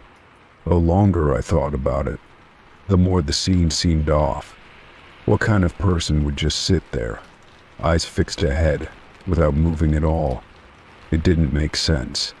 My foot hovered over the brake pedal as I considered turning around, but something in my gut told me not to. The unease that had settled in my chest deepened, and I pushed the thought aside, telling myself I was overreacting. But as I drove further down the road, the unsettling feeling only grew stronger. I couldn't shake the image of the driver's frozen stare, the stillness of the truck. It felt like something was wrong, something that went beyond just a simple roadside break. I tried to distract myself by focusing on the road ahead, but every few seconds, my mind would drift back to that truck. The truck that seemed to be waiting, its driver unmoving, unblinking, like a figure trapped in time. The more I thought about it, the more the image haunted me. After what felt like an eternity, I decided I couldn't ignore it any longer. I pulled over to the side of the road, my heart racing. The night felt colder now, the silence pressing in around me. I sat there for a moment, staring at the empty road ahead. My hands gripped the steering wheel tightly, and my breath came in shallow bursts. I didn't want to turn back, but I couldn't just drive away either. The curiosity had become unbearable. I took a deep breath and turned the car around, my headlights cutting through the darkness as I headed back toward the truck. As I approached the truck again, I felt my pulse quicken. The truck was still there, parked in the same spot, the engine still running. The driver remained completely still, their eyes wide open, staring straight ahead. It was like nothing had changed, as though time itself had stopped. I felt a cold sweat forming on the back of my neck. Something wasn't right. The longer I stared at the driver, the more I felt like they were staring back at me, as though they were aware of my presence, but unable to react. I felt trapped, like the air itself had thickened around me, and I couldn't move. I took another step toward the truck, my heart pounding in my chest. My legs felt heavy, reluctant to move, but I forced myself forward. The closer I got, the more the truck seemed to loom in front of me, its headlights casting long shadows across the road. The driver's eyes remained locked on the empty space ahead of them, completely motionless. I was close enough now to see the faintest twitch in their face, a subtle shift in their expression. But it wasn't enough to make me feel better. The truck, the driver, everything about the scene felt wrong. Suddenly, a loud crack broke the silence, and I jumped, my body tensing. The sound came from the woods on the side of the road, distant but sharp, like a branch snapping under pressure. I froze, unsure of what to do. My mind raced, and the feeling of unease intensified, threatening to overwhelm me. The truck's engine sputtered, the sound echoing in the stillness of the night. It was as though the world was closing in on me, the air thick with tension. I couldn't take it anymore. I turned and ran back to my car, my heart pounding in my chest. I slammed the door shut and sped away, my eyes fixed on the road ahead, not daring to look back. The headlights of the truck disappeared into the distance, but the image of the driver's unblinking eyes remained etched in my mind. I didn't stop driving until I reached the nearest town, my hands still shaking. I tried to convince myself it was nothing, that it was just my imagination playing tricks on me, but deep down I knew something happened that night, something that couldn't be explained. And as I lay in bed that night, I couldn't shake the feeling that the truck and its driver were still out there, waiting. Story 30. It was nearing dawn when I pulled into a truck stop off the highway, exhausted after hours of driving through the night. The small lot was nearly empty, save for a few long-haul rigs parked in the distance. I decided to grab a few hours of sleep before hitting the road again. I reclined my seat, wrapped myself in my jacket, and tried to ignore the strange sense of unease that had been creeping over me since the night began. I woke to the soft sound of tapping on my window, rhythmic and persistent. My eyes snapped open, heart racing, as I sat up and turned to look. The lot outside was still empty, the pale light of dawn just beginning to stretch across the sky.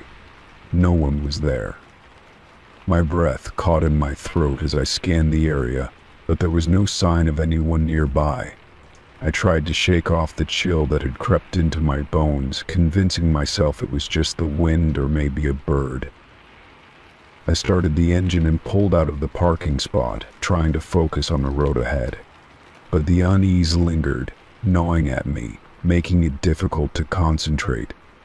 The tapping had been too precise, too deliberate. It wasn't just the wind. My mind raced, trying to rationalize what had happened, but I couldn't shake the feeling that something was off. I glanced in my rearview mirror, half expecting to see someone following me, but the lot was still empty, and I was the only one on the road. As I drove away from the truck stop, I tried to calm myself, focusing on the steady hum of the tires on the asphalt. The sky was just beginning to lighten, and the landscape outside was bathed in a soft, eerie glow. I reached for the radio, hoping some music might help settle my nerves, but before I could find a station, my eyes drifted back to the rearview mirror. That's when I saw them tire tracks in the dirt, following my exact path. I blinked, rubbing my eyes as I glanced back again, but the tracks were still there. They were fresh, unmistakably recent, and they matched the path I had just taken. The problem was, I had been the only vehicle in the lot when I parked. There had been no trucks behind me when I pulled in, and yet here were the tracks, as if another truck had followed me out. My heart pounded in my chest as I slowed the car, trying to make sense of it. I looked around, half expecting to see another truck pulling up behind me, but the road ahead was still empty. I couldn't explain it. I hadn't seen anyone leave the lot after I parked, and there was no sign of any other vehicles when I had woken up. I tried to tell myself it was just a coincidence. Maybe someone else had parked and left before I woke up.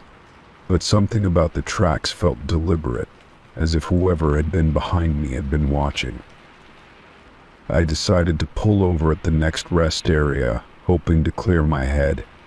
As I slowed to a stop, I noticed the tracks again, this time more clearly. They weren't just following my path, they were too precise, too exact. They mirrored my every move, like someone had been right behind me, matching my speed and turns. I sat there for a moment, staring at the tracks, trying to make sense of it all. It didn't make sense. There was no other truck in sight, no sign of anyone else. I stepped out of the car and walked toward the edge of the road, looking at the tracks more closely. They were deep in the dirt, unmistakable. But as I crouched down to get a better look, I heard a faint sound behind me. It was the unmistakable rumble of an engine, growing louder with each passing second. My stomach twisted as I stood up, my eyes darting to the road. But when I turned around, there was nothing there. No truck, no car, no sign of anyone at all. I quickly got back in the car and locked the doors, my hands trembling on the steering wheel. My mind raced with possibilities. Was I being followed? Was someone messing with me, or was this something more? I couldn't shake the feeling that I wasn't alone, that something was out there, watching me. I pulled back onto the road, my eyes flicking to the rearview mirror every few seconds, expecting to see something, anything, but the road behind me was still empty.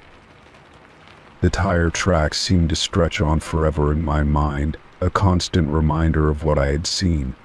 They had been there when I woke up, and they were still there now, lingering in my thoughts. I couldn't shake the feeling that someone had been waiting for me, following me, or perhaps even anticipating my every move. The thought sent a cold shiver down my spine, but I couldn't stop driving. The road stretched out ahead of me, and all I wanted was to put the truck stop and whatever had happened there behind me. As I continued down the highway, I tried to focus on the road, but the unease gnawed at me. The tracks kept replaying in my mind, and every flicker of movement in my mirrors sent my heart into overdrive. I kept expecting to see headlights behind me, to hear the rumble of a truck closing in. But the road remained empty, just the sound of my engine and the hum of the tires. Hours passed, and the sun slowly climbed higher in the sky. The strange feeling that had followed me since I left the truck stop began to fade, but I couldn't shake the memory of those tire tracks. I told myself it had been a trick of the mind, that maybe I had just imagined it. But deep down I knew something wasn't right. Something or someone had been following me, and I couldn't explain why. All I could do was keep driving, hoping I would eventually leave whatever it was behind me.